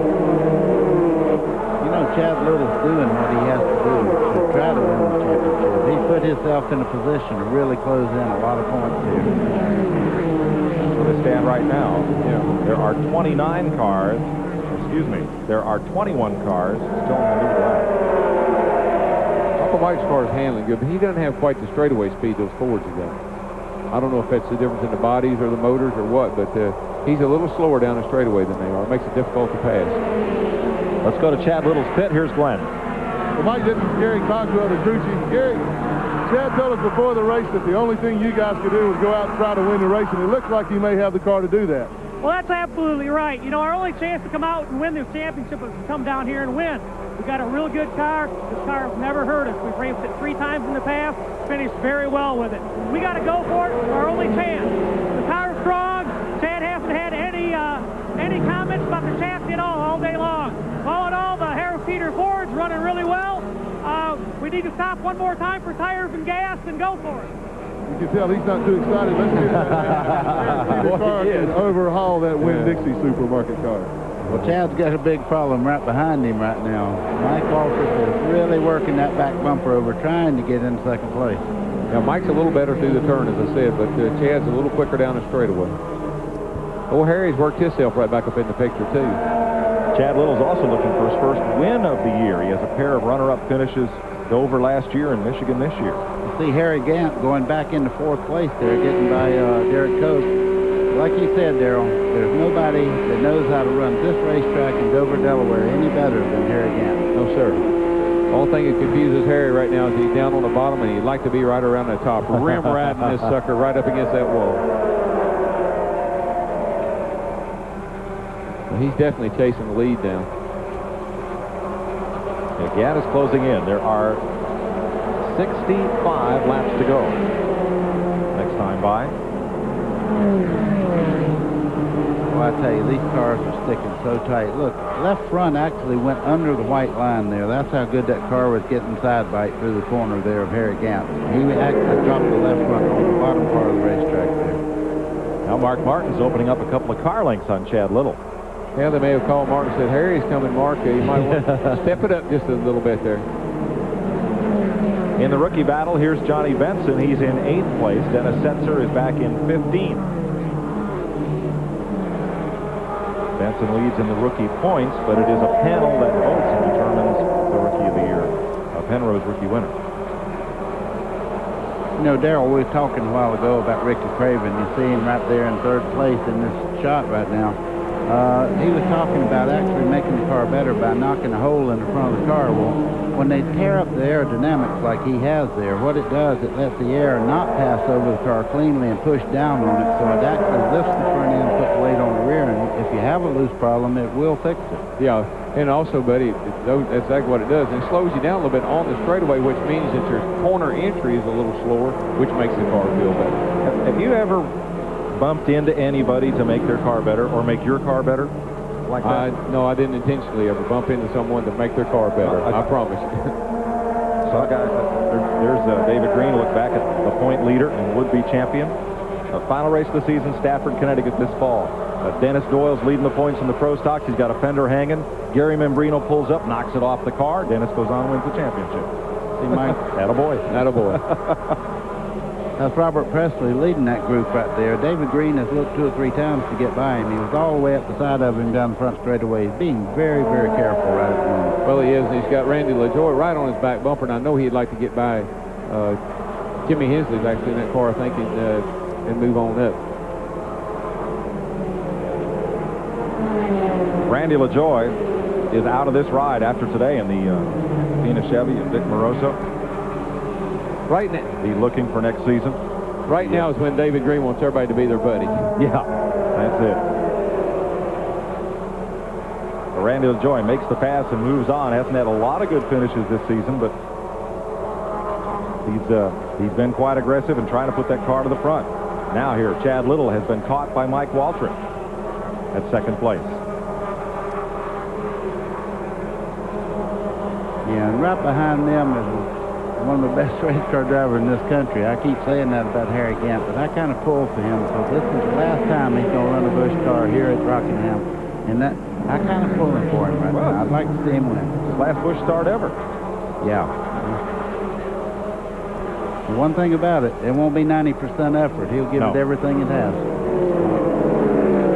Well, I'm pulling for Harry to win. If that's how you feel, buddy, I feel the same way. I'm also pulling for my buddy David Green to win this championship, and he's put himself in pretty good shape to do it. See Mark Martin passing on the outside there. There is a 2nd groove there. You just have to be very, very careful when you get up there. Looking out the back of the lead car. As we take this pause from Rockingham, we are less than 60 laps away from deciding this championship. A safari rarely lasts longer than a few weeks, unless it's a safari maintained with genuine AC oil filters, because over hill, dale, and wadi, no other filter can track down, trap, and capture more dirt. So, AC oil filters keep your engine in the hunt for a longer life. Call 1-800-AC-DELCO. It's like buying time. When it's a matter of survival, it's AC filters.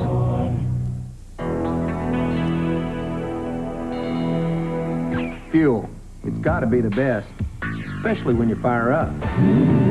It's got to provide efficient turnover. It's got to be lean and have some rare qualities. A WD brand steak from Winn-Dixie. It'll definitely get your motor racing.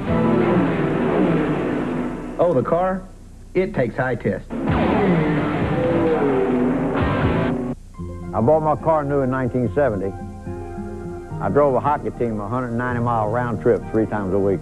Haviland Formula 3 from Texaco. I took good care of it, And when I reached 300,000, I thought, I've got to be a pretty good car. No other leading motor oil offers more complete protection to help your car run better, last longer. At 600,000, I thought, maybe it could be the Haviland. Haviland Formula 3. Why add just any motor oil? Add more life to your car. It's going to be a wild ride this Sunday. Last year, Rusty Wallace took his 9th win of the year, but still couldn't catch the man in black in the race for points. This year, the reigning Winston Cup champ still dominates, but when it comes to the rock, Rusty rules. It's the AC Delco 500 live, 12:30 p.m., 11:30 Central. We're going to rock the rock this Sunday only on TNN Motorsports. Welcome back to the North Carolina Motor Speedway. Mike Joy with Darrell Waltrip and Buddy Baker. Glenn Jarrett and Randy Pemberton on pit road. You watch them wind off turn 4 and down the front straightaway. There's your race leader, Mark Martin. And you can see he steps it out. There's the battle for second. Chad Little, who called in on the radio, said his car had tightened up a bit. Back there out of the picture as Mike Waltrip works to hold off Harry Gant. There's Chad Little back now in 4th place. Boy, Harry was all over the back of Michael. I believe it's really upset Michael's car a little bit, but Mike's pulled out a little lead here on him, so maybe that'd give him a little breathing room. Mark Martin has hit the checkout line. Yeah, he gets in a mode. I've seen this picture before. When he gets himself in this kind of a situation, it's adios to everybody else. You know, you said it all a while ago when you said one thing about Mark Martin. He always sets his car up a little bit tight. A lot of these drivers go out there and they're worried about how fast they can run by themselves out here. The big thing is Mark Martin knows to tighten that car up for it to be good in the long run. Well, you got to go out with a half tank of fuel and worn out tires and see what kind of shape you're in. That's a smart way to say that. Johnny Benson battling last week's winner, Kenny Wallace. Boy, that's a pretty bulldog on that car. Oh, don't start that again. Folks, if you missed last week's show, probably just as well. Randy? Well, I talked with crew chief Steve Bird for Johnny Benson. Of course, Steve has won a championship in this series with Rob Moroso a few years back. I asked him if he could make that car any better. He's currently battling for 8th, but he has Dennis Setzer beat, who's back about 12th. Steve Bird said there's not a whole lot we can do with it right now. He's tight. We'll try to work on it on the very last stop, but they're just riding around right now. Scoring shows Setzer in 14th position. Phil Parsons has made a green flag pit stop. We're going to put 4 tires on the Luxair number 99. Are we going to see green flag stops? I wouldn't have thought that. From what Chad Little told us, I think we may have to. Yeah. David Ift, engineering things in the 99 pit. Got 2 tires and a lap down. Boy, that down, when you watch a car come out of the pits here, it seems like forever before they really get back up to speed because of the speeds that you have to run on the front straightaway. So that's the best thing they've ever done in racing. They make all those guys so much safer down there working on these cars. You think it seems like forever up here? You ought to be in it. Holy cow. Yeah, speed limit from one end of pit road to the other. Been a lot of talk as to whether the speed limit ought to be lifted for green flag pit stops. So I guess if you're going to err, let's err on the side of caution. It's fair for everybody. Yeah, it did be confusing to the driver too. He'd forget. I don't think that's a good idea. Yep. Now there is Setzer running right behind Jim Bowen on the racetrack. Though Jim Bowen is a lap behind, Setzer now is shown by scoring in 16th position in the Alliance Training Center Chevy. He's had a fine rookie season, as has Johnny Benson. Yeah, you can bet whoever wins that title as Rookie of the Year, he can sit at the podium up there and be very proud. He won the Rookie of the Year because these 2 guys right here won races and they've been up front most everywhere they go. Setzer has 2 wins on the season, and Benson has a victory at Dover. Well, you know, there's been a lot of debate about the championship, the point standings, the point system, and a guy that wins the most races, wins the most money, I just think he ought to be the champion. And I think that's kind of my opinion about the championship these days. We've taken the emphasis off of winning races and put it on winning championships. Well, but on the other hand, should the guy who gets the hole-in-one and the 2 double eagles and have the equal number of bogeys, should he win the tournament over the fellow who birdies every hole? What would you rather watch? Asked and answered. Yes. You're right. I like it. 155 laps are complete. Mark Martin's the man out front. We'll be back live on TNN after this. Could mean the World Championship. Could mean the end of the line. Live from Las Vegas, the Professional Bull Riders Finals, Round 1. On Championship Rodeo, TNN today.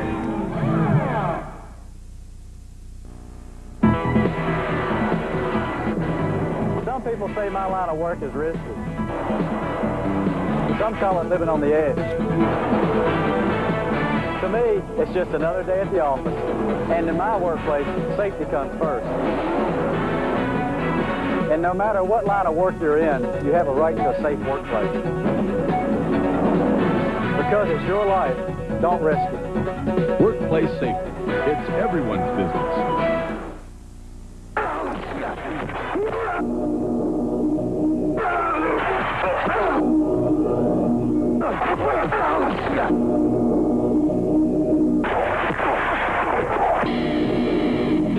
Great action to shock, full highlights. He just could go off the way. NFL Primetime, Sunday at 7 on ESPN. Highway transportation provided by Cedar Ridge RV Center, Branchville, New Jersey, featuring Winnebago Motorhomes. Call 1-800-988-4884. Find out why Cedar Ridge is the choice of champions.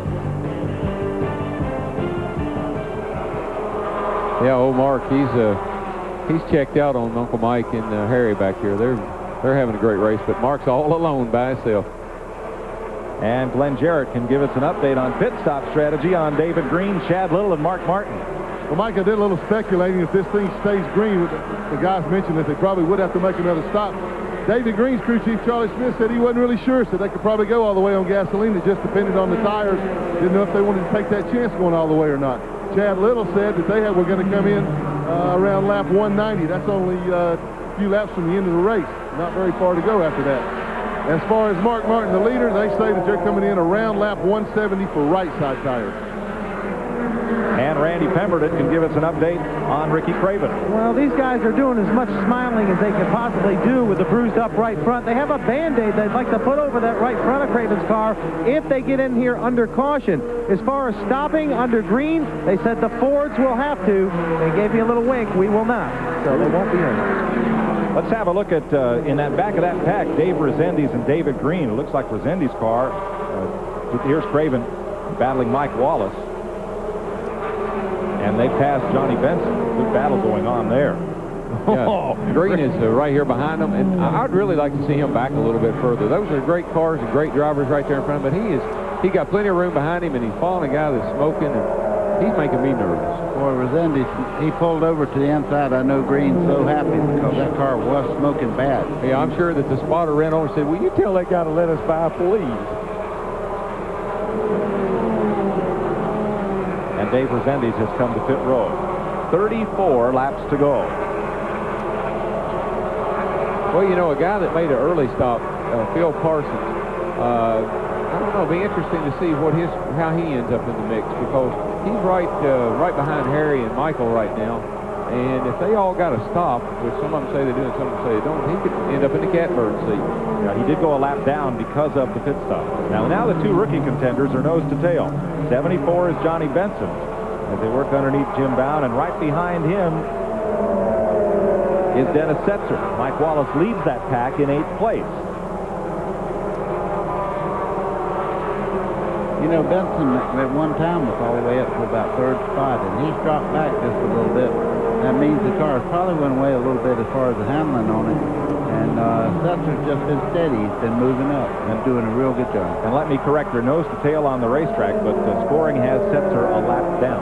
Yeah, he went a lap down early. That's right. So I don't remember why, but he did go a lap down early.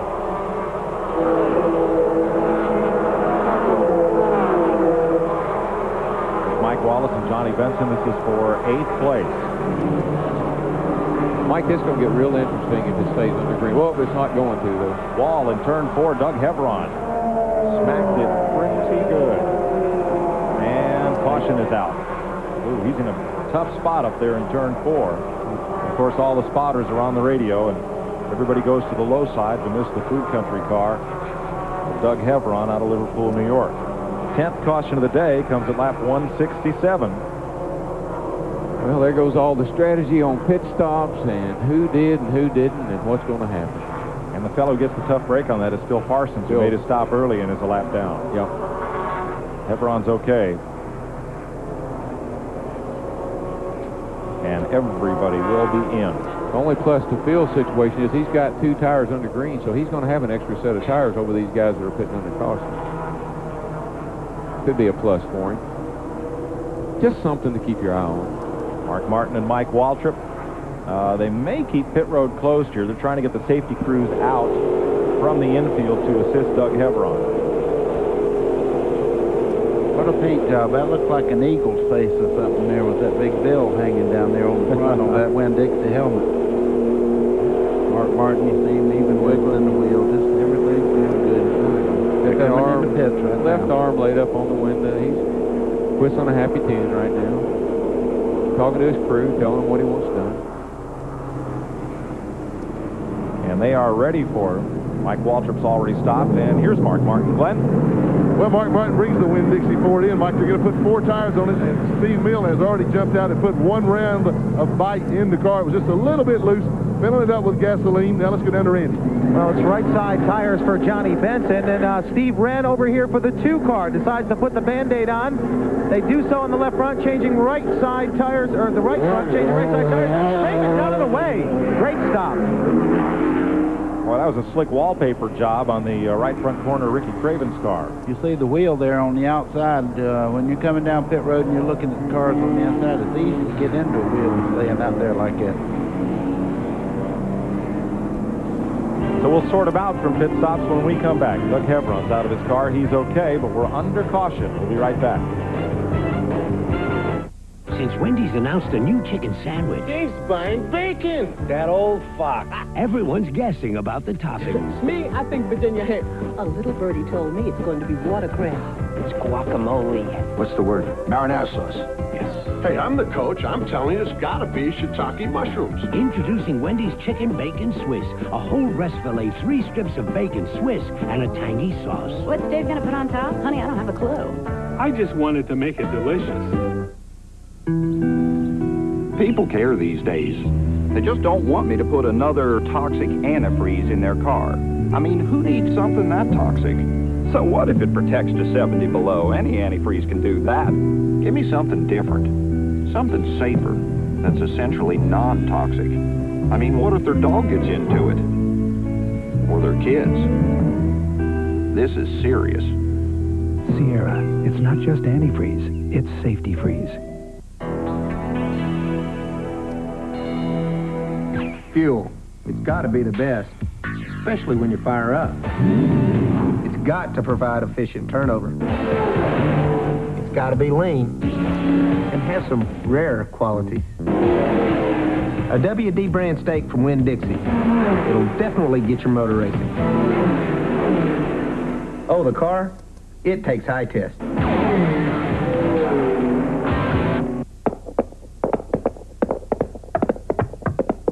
Buy 3 packs of Polaroid Instant Film, and we guarantee you a great Halloween. And on top of that, we'll give you back $5. Look for a coupon and details in your Sunday paper. Napa, we're the most complete source for auto parts, and all Napa parts are backed by a nationwide warranty program. No wonder more Americans trust Napa to keep their vehicles running. Keep America running.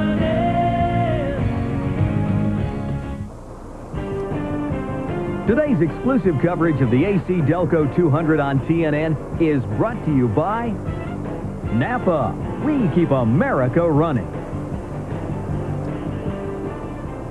Doug Hevron's car has been hauled to the garage area. 171 laps are complete, make it 172. 25 to go in the Busch Grand National season, and we'll get a green flag here in 1 lap. There is everybody that's on the racetrack. The first 28 of those cars are running. Didn't get to talk much about Jimmy Hensley today. He started the Cincinnati Millicron number 35 car, the most recent retiree. So 28 are running. David Green's magic number, if Chad Little wins, is 24th or better. If Ricky Craven wins, 22nd or better would clinch the championship. And look where Craven is. Yeah, Craven's got himself right up there in the second place, and Chad Little's back at 9th. So I don't know. This thing ain't over yet. Getting ready for the restart. Here's how they'll line up. Coming around from our steel area platform. Helicopter mounted shots. Steel outdoor equipment. I feel like it's a critical point right here in the race for David Green. If he can survive this restart and get strung out a little bit here and get himself a little space to ride in, he's got it won. But this is going to be critical. 16 cars are on the lead lap, and all 3 point leaders are among them. We are back to green. Derek Cope has a look down on the inside of third place Johnny Benson. Stevie Reeves is once again the race leader. Whoa, a little contact there from Ricky Craven to Dotter getting in the corner there. Really got him sideways just for a second. Bobby Dotter is 1 lap down in 15th. Mark Martin trying to work his way back up through after pit stops, as is Harry Gant. And Uncle Mike is right there behind Harry, so Chad Little. Yeah, he got aggressive. The 82 car got aggressive on the restart and passed to the left, and I don't think he should have done that. Neither did NASCAR. They black flagged him. That's too bad. Derek Cope run so well today, but they're going to bring him in. He's getting black flagged right now. No, he didn't mean to. It just was one of those things. Chad Little on the bottom of Johnny Benson there, trying to move up. Mark Martin and Harry Gant marching back toward the front as they move on Phil Parsons in the 99. From Mark Martin's car, rounding out down the back straightaway. Well, that car, Mark Martin, you can see going in the corner here, he really catches him well. You can see Phil Parsons' car moving up just a little bit. He's actually going to get under him coming off that corner. That's a lot of power when you just drive by somebody. Ricky Craven for the lead, takes it. Yeah, Ricky's got the lead, and I'm going to tell you, Mark's going to have to step it up. We've only got 20 laps to go here. David Green is 13th. Craven is leading. If this thing stays under green and not another caution, Mark's going to have to gas it up to catch that 2 car.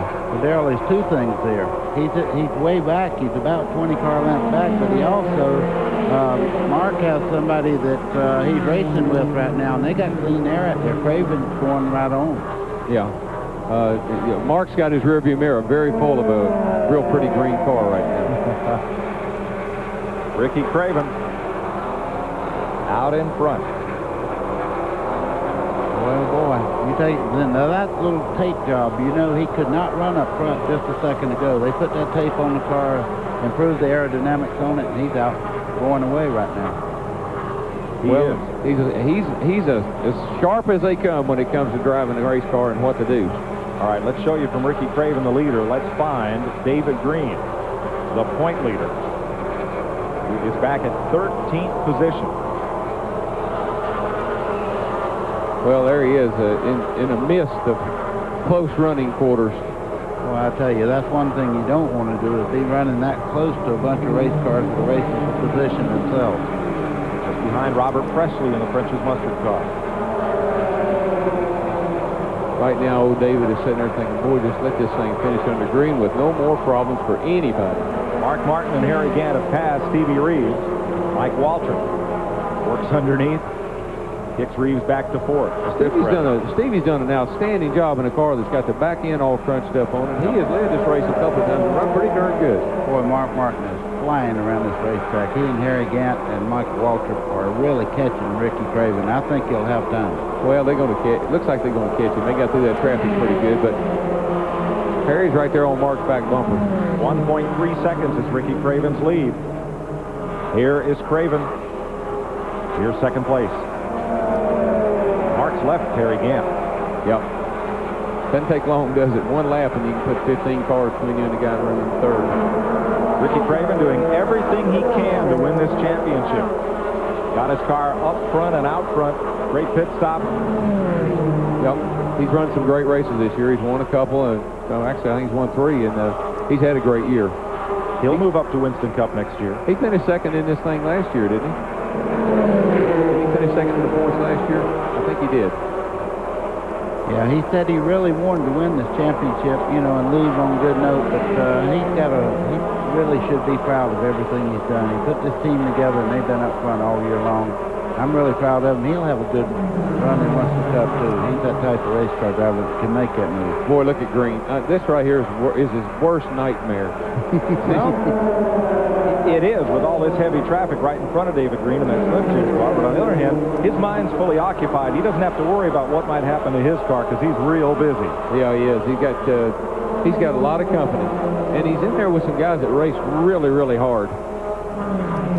Randy LaJoy just behind him. Robert Presley just in front in the 43 car. And we have seen those guys race really hard. I mean, to the point where sometimes things happen. Well, Mark might catch Ricky, but I don't know if anybody else will catch him up. David Green's crew. You'd think with about 10 laps to go here, the guys will be having a little bit happier look on their face, but they know the same thing we know. He's in the midst of some trouble right now. 12 laps to go. Here we go. Up goes Stevie Reeves. Wow, Johnny Benson just gets by. Caution. And that happened, folks, just a few car lengths in front of the leader, or in front of the point leader. He had to back it down. Reeves was battling, I think, Chad Little at that point. Ooh, Mike's going to beat Harry back to the line. That's not going to... Yep. 10 to go. 10 laps left in the Busch Grand National season. And we're told from replay there was contact. Not Chad Little, apparently. I'm not sure of the car that got into Stevie Reeves before he had this trip to the wall. Well, when they came off turn 2 over here, Chad was right up under the back end of the 96 car. And his back end's torn up, so he could have taken some air off his blade there. It's poor. You could really see how much side bite these cars get. When you watched the 74 car, when he went right there, he actually turned it up on the left side. We'll come back to settle this here at Rockingham and end the season next. Okay? 1 lap to go. Let's stay here.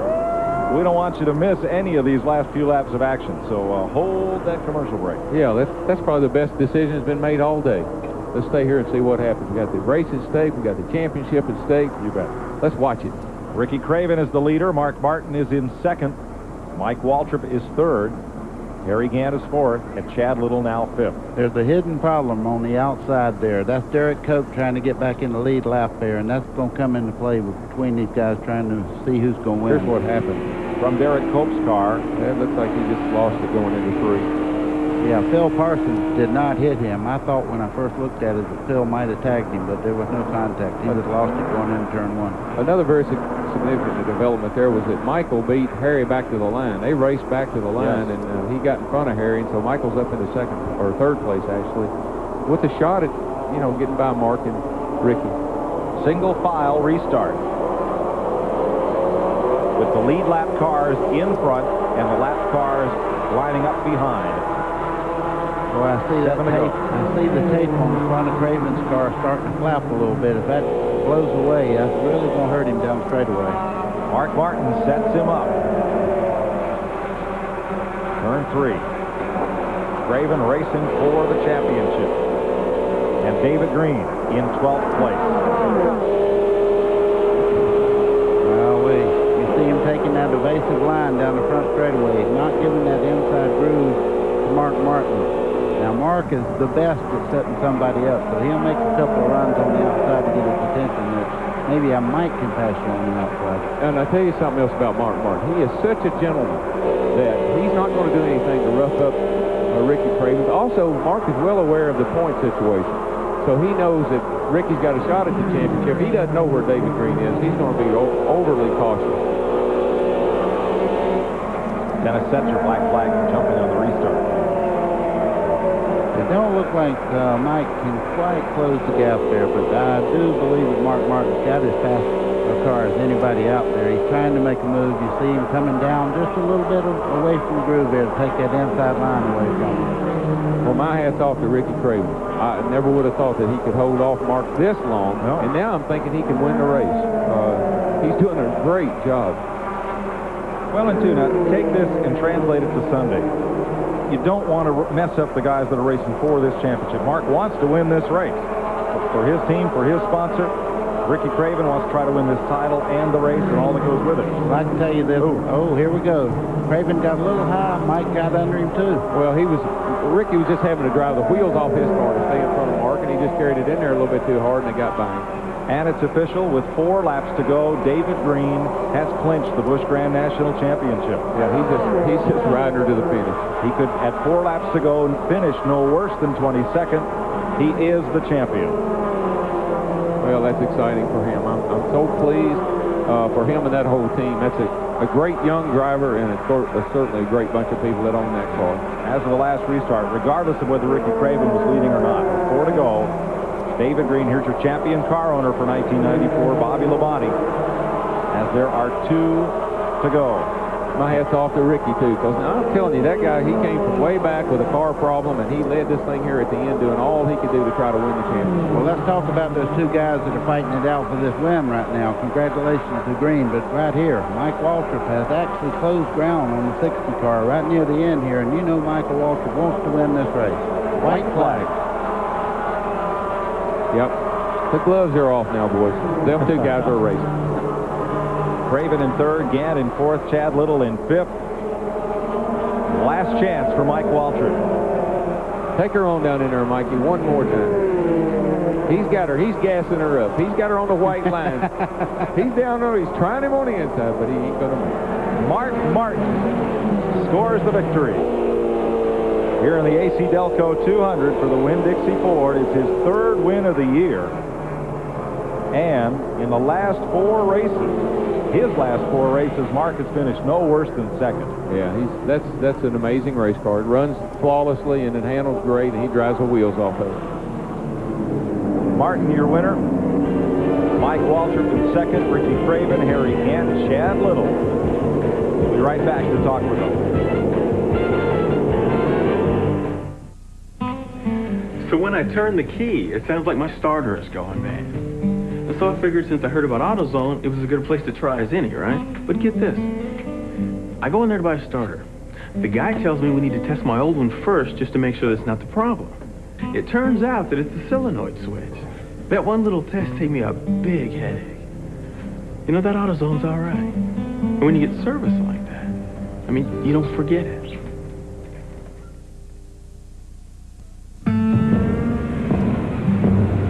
When the job is tough, you need the best. And when you need the best, you reach for Channel Lock. For the power. The precision. For just plain counting on, there's only one. Channel Lock. Be sure you're getting genuine Channel Lock tools. Look for this trademark. Tonight, everybody's gonna learn something here. the Stattlers welcome Sammy Kershaw. I whispered, honey, let's just go on home and have some onion rings and watch TV. And as I walked her to the truck, Earl was crying, won't you leave me? We can't do nothing with him. With a little help from you, I'm going back again. The Statler Brothers, TNN, tonight. It's going to be a wild ride this Sunday. Last year, Rusty Wallace took his 9th win of the year, but still couldn't catch the man in black in the race for points. This year, the reigning Winston Cup champ still dominates, but when it comes to the rock, Rusty rules. It's the AC Delco 500 live, 12:30 p.m., 11:30 Central. We're going to rock the rock this Sunday only on TNN Motorsports. Not the relief driver for Dale Earnhardt there. I think that's Uncle Mike. It could be. Let's go to Victory Lane and meet the winner. Here's Randy Pemberton. Mark Martin has climbed from his Winn-Dixie Ford. Nice smile on your face. Great run for you today in the Winn-Dixie Ford. Another victory. That's the 3rd this year. It was a close race, really. Craven and those guys made a smooth move by taking 2 tires. It was really probably the best thing to do, as it turned out. He just slipped a little bit. We kept the pressure on, and he slipped, and Michael ran real good for a while. This Winn-Dixie Thunderbird out-handled them in the long run, but for a while they could really ride me. And, you know, I wasn't comfortable with 30 to go, but it was going to be an easy win because not only did we have to beat those guys that took 2 tires, but the guys behind us had 4 and we had 4, and that wasn't good for me because that meant that they could run as good as we could. So we had to watch the back door and watch the front door and just do it, you know. Early on in the race, Mark, you didn't seem to be running all that well. Were you being cautious back then? I go as fast as I could go every inch of that race. We just barely had enough today to win. How good's the racetrack? Look forward to tomorrow. The racetrack is not got a good outside groove at all, and it's not going to be a lot of fun tomorrow. Okay, that's Mark Martin. Thanks, Randy. Darrell, do you agree there's not much outside there yet on that new pavement? Well, I'll know here in just a few minutes. I'm going to go out there and check it out for myself. But, Mark, I love his interviews. God, the first thing he says is it was going to be an easy win, and then he drove as hard as he could every inch of the way. I might have to go check him out. But he did a great job, and my hat's off to David Green and Bobby Labonte and Bob Labonte, the whole Labonte family. Owensboro, Kentucky ought to be proud. Got him another champ. Looks good. Well, that makes 3 champions out of Owensboro, Darrell and Mike Waltrip, and now David Green. Darrell, thanks for being with us. We'll see you tomorrow, and folks, we'll be right back to meet the Busch Series champion. Every day, we all find a way.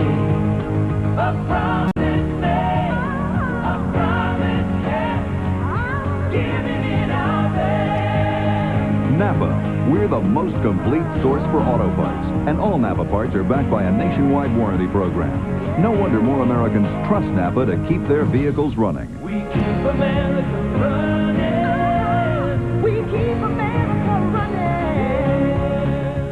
Attention Winston Cup race fans. If you had club or grandstand seats for either of Pocono Raceway's 2 Winston Cup events in 1994, you will be receiving a 1995 reorder form in the mail shortly. You will have the opportunity to reorder the same seats or adjust your ticket order before 1995 tickets go on public sale.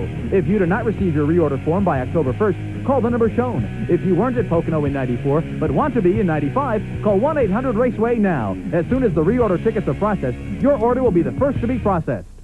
Since Wendy's announced a new chicken sandwich, He's buying bacon. That old fox. everyone's guessing about the toppings. Me, I think Virginia had.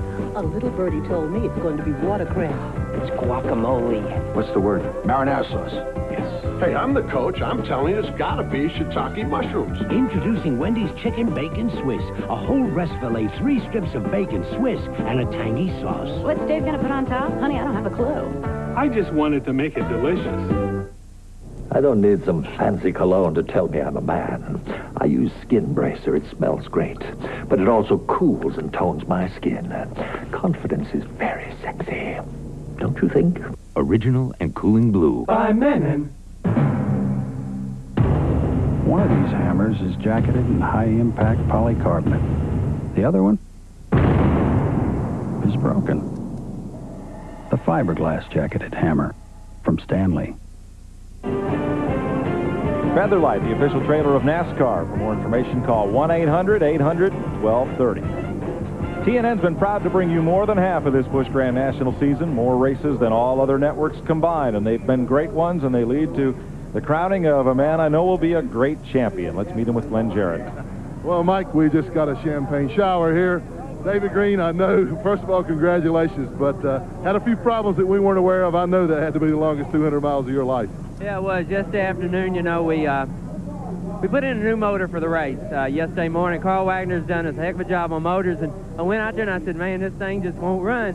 Couldn't find out we had a brake problem. The brakes were actually locking up on the car, so put a new master cylinder on it. We never had any kind of problem, and man, the star of the race, it happened again, and the brakes were actually on the whole race, and I did everything but try to wear the pads out under caution and try to get some free play, but never was there. But man, that motor held together and still pulled it, even though it had the brakes on. But Well, a problem like that, though, all those caution flags, man, that's the last thing in the world you wanted to see. Well, that's true. It seemed like after we got going, the other guys would slow up. We could run the same pace. My car handled perfect, but, you know, I can't say enough. I know I'm going to be able to think of more things later on, but the Slim Jim team 2 years ago, Bobby Labonte called me when I didn't have a ride and said, come along, you fill this seat, and I want to see my race car out on that track with David Green driving. And, you know, if that hadn't happened, I wouldn't be here today, and I'm just happy for him and Donna and all those, the Labonte family, for having a championship, not just for Bobby driving a car. Well, he's filled that seat very ably. He is the 1994 Busch Grand National Champion. And, hey, man, here, have a Slim Jim. Let's eat one. Back to you guys. Thank you, Glenn. Here, AC Delco presents the unofficial final Busch Series point standings. David Green captures the championship by 46 points over Ricky Craven. Chad Little comes home in third. We'll have to update one of those numbers for you. Then Kenny Wallace will be fourth in the point standings. Hermie Sadler hung on to fifth. Johnny Benson moved past Bobby Daughter on this final day of the season, and Larry Pearson, so Benson ends up sixth. But from 11th on back, as the top 20, I believe, do pay off at the Busch Series banquet this winter. Mark Martin, with his partial schedule, 2 wins and 2 seconds, picked up 20th place in the final points. We'll be back with more from the North Carolina Motor Speedway and take a look ahead to tomorrow's AC Delco 500 when we come back after this. Could mean the World Championship. Could mean the end of the line. Live from Las Vegas, the Professional Bull Riders Finals, Round 1 on Championship Rodeo TNN today.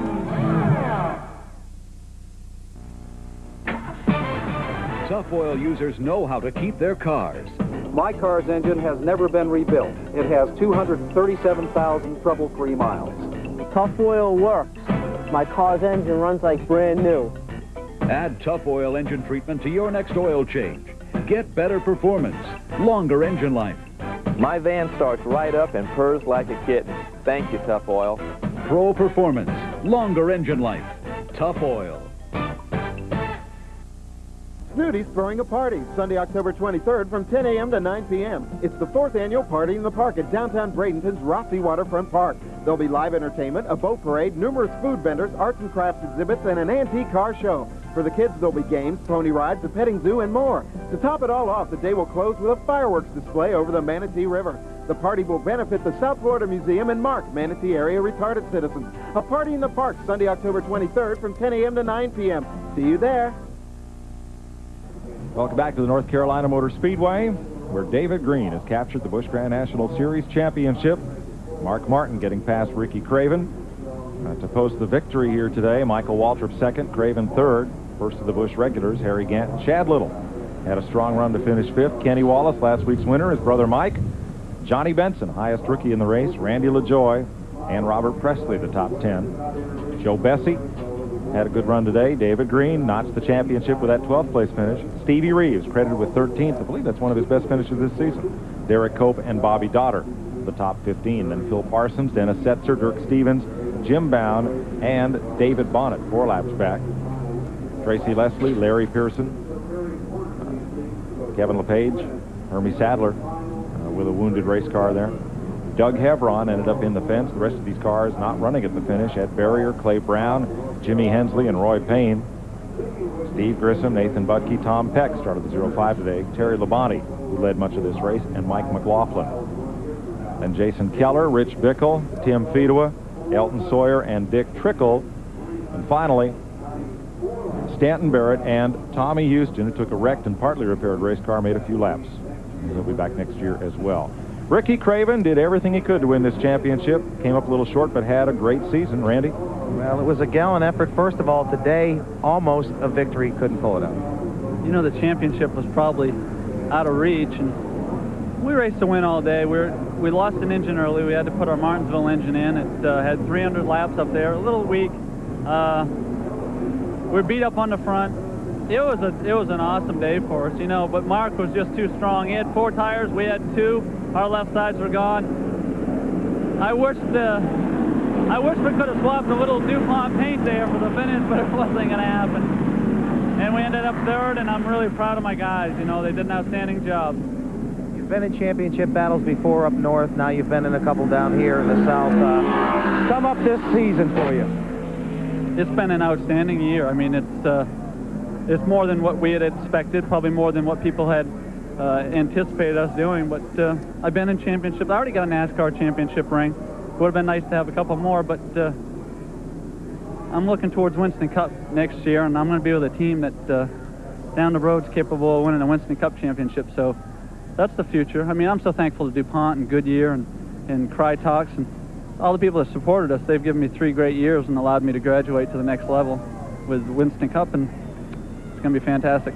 And I know, of course, you have the utmost respect for David Green, the champion. Oh, absolutely. I mean, they've done a great job, commendable job. The crew, nothing broke all year long. You got to give them credit. Those guys just keep running and running and running. David's as good to race with as anybody, and my hat's off to him. Congratulations to that team. One other thing, who are you driving for next year? Well, you're going to have to wait like the rest of the world. Okay, good luck. It's a poorly kept secret. It is. But it is his announcement to make. Nonetheless, Ricky Craven will run for Max Race Cars Rookie of the Year on the Winston Cup circuit next year and still run this car in 8 to a dozen races of his own team on the Busch Grand National Circuit. We'll be back with more from the North Carolina Motor Speedway and look to tomorrow right after this word.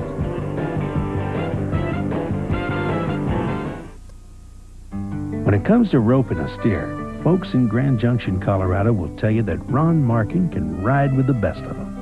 And when it comes to overhauling an engine or rebuilding a carburetor, well, he can do it all. You see, when Ron's not riding a horse for fun, he's turning a wrench for a living. So he buys a lot of parts, mostly from AutoZone. Sure, there are other parts stores in town, but Ron knows that when you want the right part for the right price, there's just no place better than AutoZone. Since Wendy's announced a new chicken sandwich, He's buying bacon. that old fox, everyone's guessing about the toppings. Me, I think Virginia Hay. A little birdie told me it's going to be watercress. It's guacamole. What's the word? Marinara sauce. Yes. Hey, I'm the coach. I'm telling you, it's gotta be shiitake mushrooms. Introducing Wendy's Chicken Bacon Swiss. A whole breast fillet, 3 strips of bacon Swiss, and a tangy sauce. What's Dave going to put on top? Honey, I don't have a clue. I just wanted to make it delicious. The car on the right was filled with Castrol Syntec, a synthetic oil, the other with conventional oil. They were then drained and started without oil to prove a point. You see, Syntec has a unique molecular structure that bonds to engine parts. Lab tests show it needs a layer of protection far stronger than conventional oil. And if Syntec protects this well now, imagine if you leave it in. Castrol Syntec protects in ways other oils can't. It's all about dreams of being a star.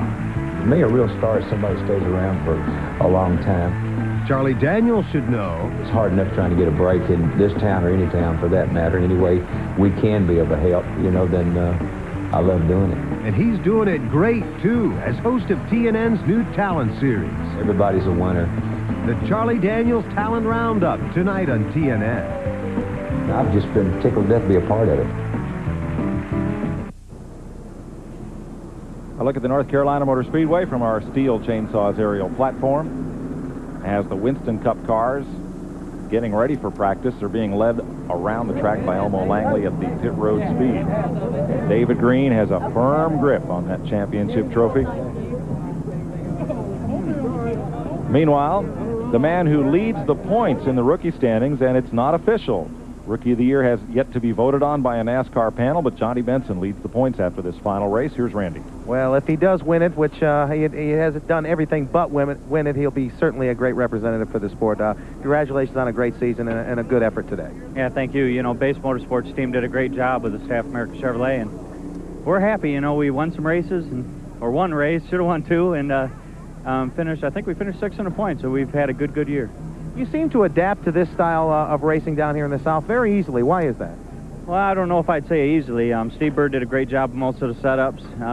We were close when it come to the racetracks, and that made my job a lot easier. So, we're looking for a good year next year, and, we're happy we had a good year and had a good finish today. And like I say, we're just real happy right now and looking forward to the banquet. Everybody's goal eventually is to go Winston Cup, Johnny. How long do you think you'll stay down in the Busch Series? Of course, you've got some learning to do yet. Yeah, there's no doubt. I got a lot of learning to do yet. Yeah, you never know. We might run a couple next year. We're not positive yet. We do have a car in order, so we're going to see what happens and just go from there.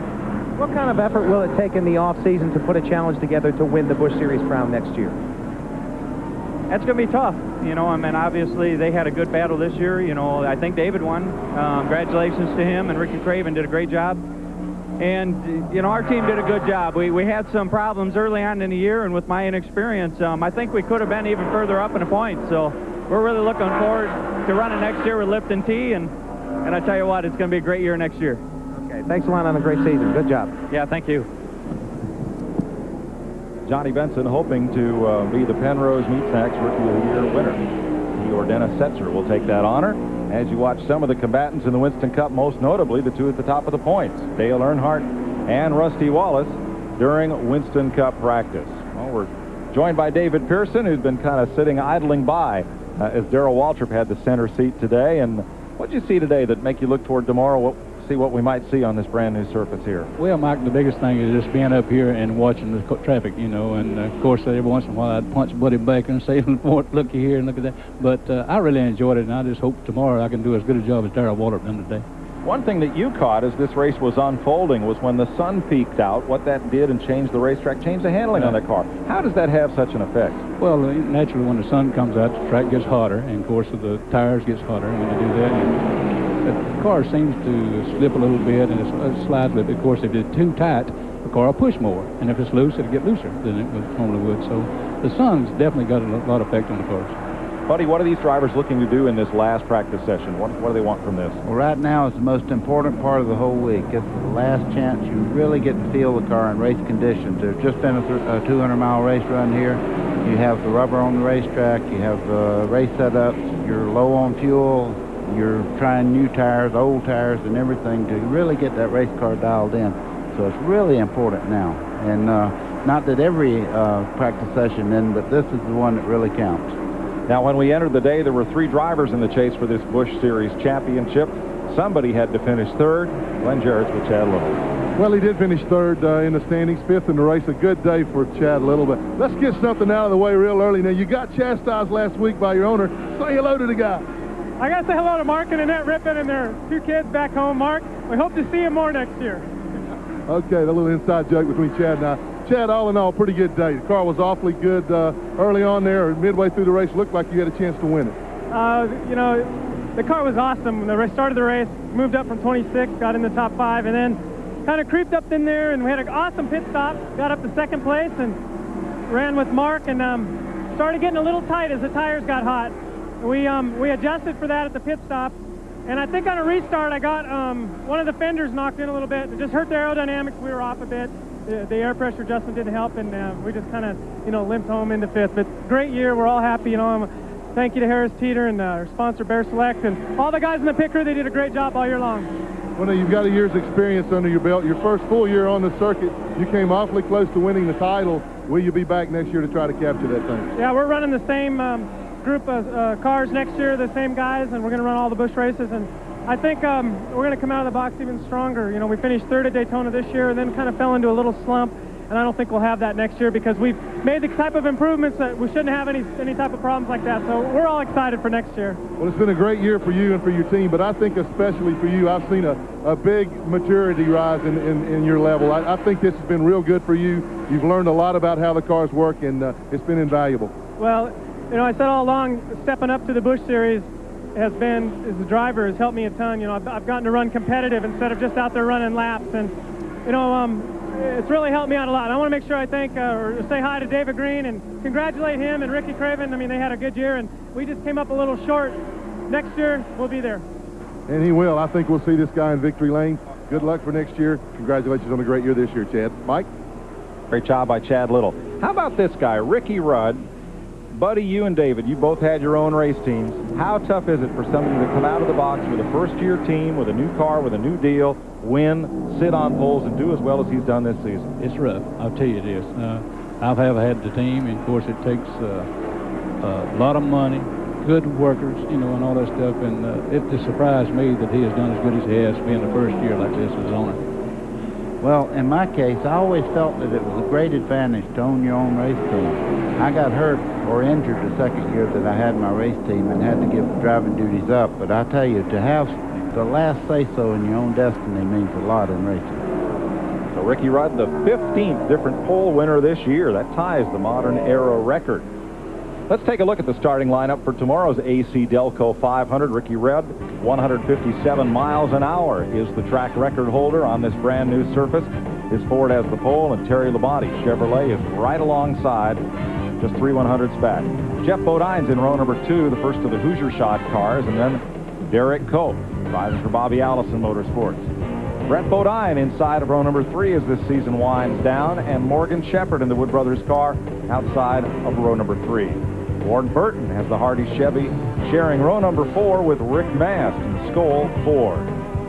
Final home state start for the Bandit Harry Gannon. His Skoll Chevy is inside of row number 5. Mark Martin's Valvoline Ford lines up 10. Greg Sachs qualified in 11th. Dave Marcus in the Terramite Chevy is 12th. 13th is Joe Nemechek in the Meineke Chevy. Rusty Wallace, number 2 in the points, number 14 on the grid. 15th will be Jeff Gordon in the DuPont Chevy, and 16th, Steve Grissom in the Die Hard Chevy this weekend. 17th will be Loy Allen in the Hooters Ford. Bill Elliott in the Bud Ford is 18th. Row number 10 sees Bobby Labonte's Maxwell House Pontiac and the point leader, Dale Earnhardt, who just might be able to clinch that championship tomorrow. Second row fastest qualifier was Dick Trickle. He crashed in first round qualifying. Darrell Waltrip goes 22nd. Row number 12, that'll be Kenny Wallace and Ken Schrader. Billy Standridge in the 13th row with Ted Musgrave, and Dale Jarrett and Todd Bodine will share row number 14. Row 15, Kyle Petty and Jeff Burton's Ford. In the 16th row will be Mike Wallace and Jimmy Spencer. In row 17, Michael Waltrip will finish second today, and Hut Strickland. Row number 18, Canadian Randy McDonald and Billy Hagan's car, and John Andretti. Row number 19, Sterling Marlin and Butch Miller back to the circuit in the Radius Ford. Jeremy Mayfield and West Coast driver Rick Corelli in the 20th row, and the provisional starters will be Lake Speed and Bobby Hamilton.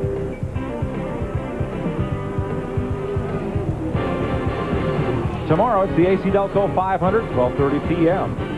live here on the Nashville Network. We'll be right back to Rockingham after this. Yeah, you've seen it all. Done it all. Pretty much got it all figured out. But have you got what it takes to be a mountain man? All it takes are the 2 cool beers of the Mountain Man. Smooth Busch beer, easy drinking Busch Light. So, be a mountain man. All you gotta do is head for the mountains.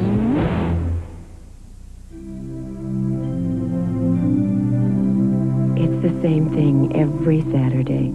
He puts on those old blue jeans and goes out with that old dog, and he's gone all day. He says he's going to bring back dinner, but all he ever brings back is that old dog.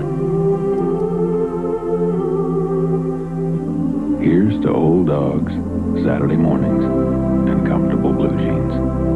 Wrangler. Who knows where you'll need to be? But if your battery is more than 3 years old, it could fail this winter. Before you're stranded, get the next generation of Die Hard. Here's proof exclusive new technology creates the most powerful, longest-lasting Die Hard ever. How many starts does your battery have left? Better use one to get to Sears.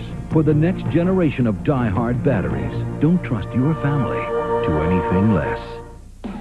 It's going to be a wild ride this Sunday. Last year, Rusty Wallace took his 9th win of the year, but still couldn't catch the man in black in the race for points. This year, the reigning Winston Cup champ still dominates, but when it comes to the rock, Rusty rules. It's the AC Delco 500 live, 12:30 p.m., 11:30 Central. We're going to rock the rock this Sunday only on TNN Motorsports. It's all about dreams of being a star. To me, a real star is somebody who stays around for a long time. Charlie Daniels should know. It's hard enough trying to get a break in this town or any town for that matter. Any way we can be of a help, then I love doing it. And he's doing it great, too, as host of TNN's new Talent Series. Everybody's a winner. The Charlie Daniels Talent Roundup, tonight on TNN. I've just been tickled to death to be a part of it. Welcome back to the North Carolina Motor Speedway. Practice has gone under caution. Derek Cope has spun the Bobby Allison Motorsports main and tail car, the number 12. He's checking it out for any damage. And the track will be reopened shortly for more green flags. It's Steve Grissom over on the right side of your screen talking to his crew. He'll carry the Die Hard colors in tomorrow's race. Here's what happened. We had the in-car camera going as it came up on Ken Schrader. Ooh, Schrader backed off, it looked like, and he tried to correct to get around him. Standing on it wide open. Wasn't enough to stop. That's got to be the most sickening sound to hear next to thud. I'm going to tell you what, every time I hear that, I kind of freeze up just for a second. Okay. Let's get down to Randy Pemberton in the Busch Grand National Garage. Well, Hermie Sadler here patiently. Hermie, not the best of seasons for you, but it was still a pretty solid one. You finished 5th in points, but it was up and down for you just like today. Well, it really was, man. And I'm telling you, I hate to see it end on a sour note like this, and we're looking forward to a fresh start. But before we get to that, I do want to take this time to express my sincere thanks to Don Beverly, everybody with the state of Virginia, Chevrolet, Goodyear. People have been behind me 100% through thick and thin, and that helps me keep my confidence up. But at the same time, we're awfully excited about what's coming up next year with my relationship with DeWalt. And hopefully we'll be a little bit better race team, a little more consistent. But I just really want to appreciate those guys that put me where I am today. And sorry I couldn't do a better job for them today. I know you're getting into your own deal next year. Do you know exactly what to think about getting into your own deal? Have you talked to other car owner drivers, so to speak? Well, I hadn't yet, Randy, and I tell you why, I've done everything out of necessity so quick. I didn't really think things through like I probably should have, but in my decision, in my deal, it wasn't really the right decision, it was the only decision, and I felt like I needed to do it to put myself in a better situation, and really happy everybody's going to stick behind me and support me. Glad that Bobby King and those guys are going to be with me, and glad that DeWalt has shown the trust and faith in a 25-year-old to put that kind of financial backing behind, too. So we're looking forward to a long and strong relationship with those people, and looking forward to a fresh start at Daytona. We expect to see you in Victory Lane, I'm sure, very soon next year. No question about it. And we should mention that last week Kenny Wallace picked up the Virginia's for Lovers $10,000 bonus for Virginia racers, and there's a man who's picked up a few bonus bucks in his time. Who is that? Pearson. Right. He's the man that's watching Dale Earnhardt perhaps tie his record for NASCAR driving championships. King Richard Petty has 7. Dale Earnhardt seeks his 7th here as this season winds down. You know, I was talking to Dale yesterday about winning the championship, and he told me that he felt better about this championship than he did any that he's won. You know, so he feels pretty comfortable that he is going to win the championship, which I do too. You know, got a pretty strong lead right now. Does. Mike, he might win the championship, but he's not going to win best hat. Richard Petty has that sewed up, I would say. Best hat, best sunglasses, best cigar, and so forth. There's the king, Richard Petty, now a car owner. A wave to the fans and that trademark smile. Richard Childress, who owns this car, has a new enterprise. He is building not just Winston Cup Chevy Luminous, he is building he's building NASCAR racing Chevy trucks, and unveiled the first of the East Coast race trucks we've seen here today at the North Carolina Motor Speedway. And there's Richard, pretty fair driver in his own right before he hung up his helmet to put cars under folks like Ricky Rudd and Dale Earnhardt. Mike Skinner will drive this truck on the NASCAR circuit. Well, it's great to be here today and to unveil what I think is going to be a new era in NASCAR racing. It's a Super Truck Series, and to have a sponsor like General Motors, GM Goodwrench Parts behind us, it's great to kick this thing off. And I think they're going to make a statement by having a sponsor like Goodwrench involved in the Truck Series. I think it can only be a plus for all of us. And for RCR, we have had a long-running association with them, and we plan on carrying this association on and hopefully winning. They got a series championship, and we'll be trying to win another championship for GM Goodwrench. Man, I tell you what, anybody likes racing has to like this racing truck. I'm really, I was so surprised when you uncovered it. I was expecting it to look you know, tall and all. It's right down on the ground, just like a Winston Cup car and the whole bit. Lap times, they run pretty much the same as Winston Cup car, I understand, on short tracks and all. Yeah, it's going to be the same. The weight deal is 3,400 pounds. Again, that's what Winston Cup is going to be in 95. So, I mean, it's a deal that a lot of this will relate to what you're going to do in the Winston Cup. And it's going to be neat to see pickups out there running in the market. You know, it's so many people driving trucks today, and it's just a new dimension of racing for NASCAR because we are expanding the markets. Let's do something. Let's you and I get one of these things one afternoon and take off somewhere to a short track and play with it a little bit. We have some fun when we do that anyway, don't we? You got it. That'd be great. Mike Kofer, the former kicker for the 49ers, has a race truck. There's several already built, and they have had some demonstration racing on the West Coast.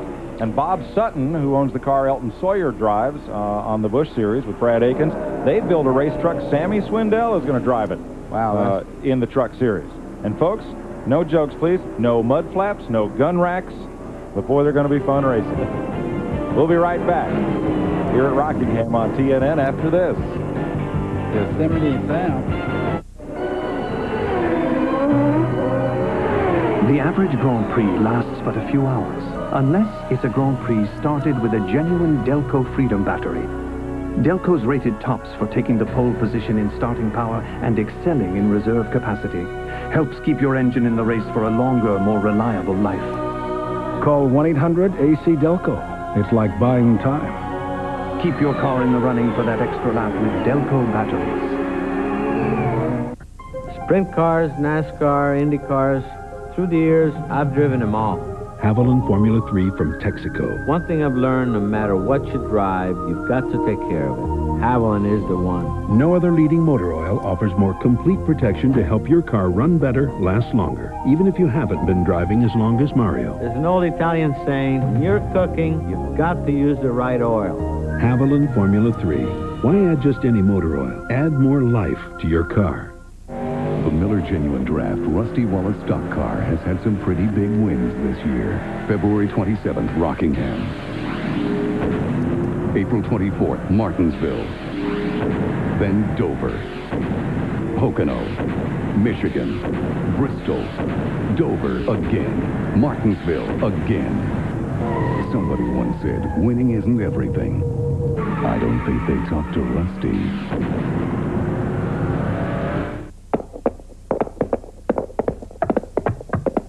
Buy 3 packs of Polaroid Instant Film, and we guarantee you a great Halloween. And on top of that, we'll give you back $5. Look for a coupon and details in your Sunday paper.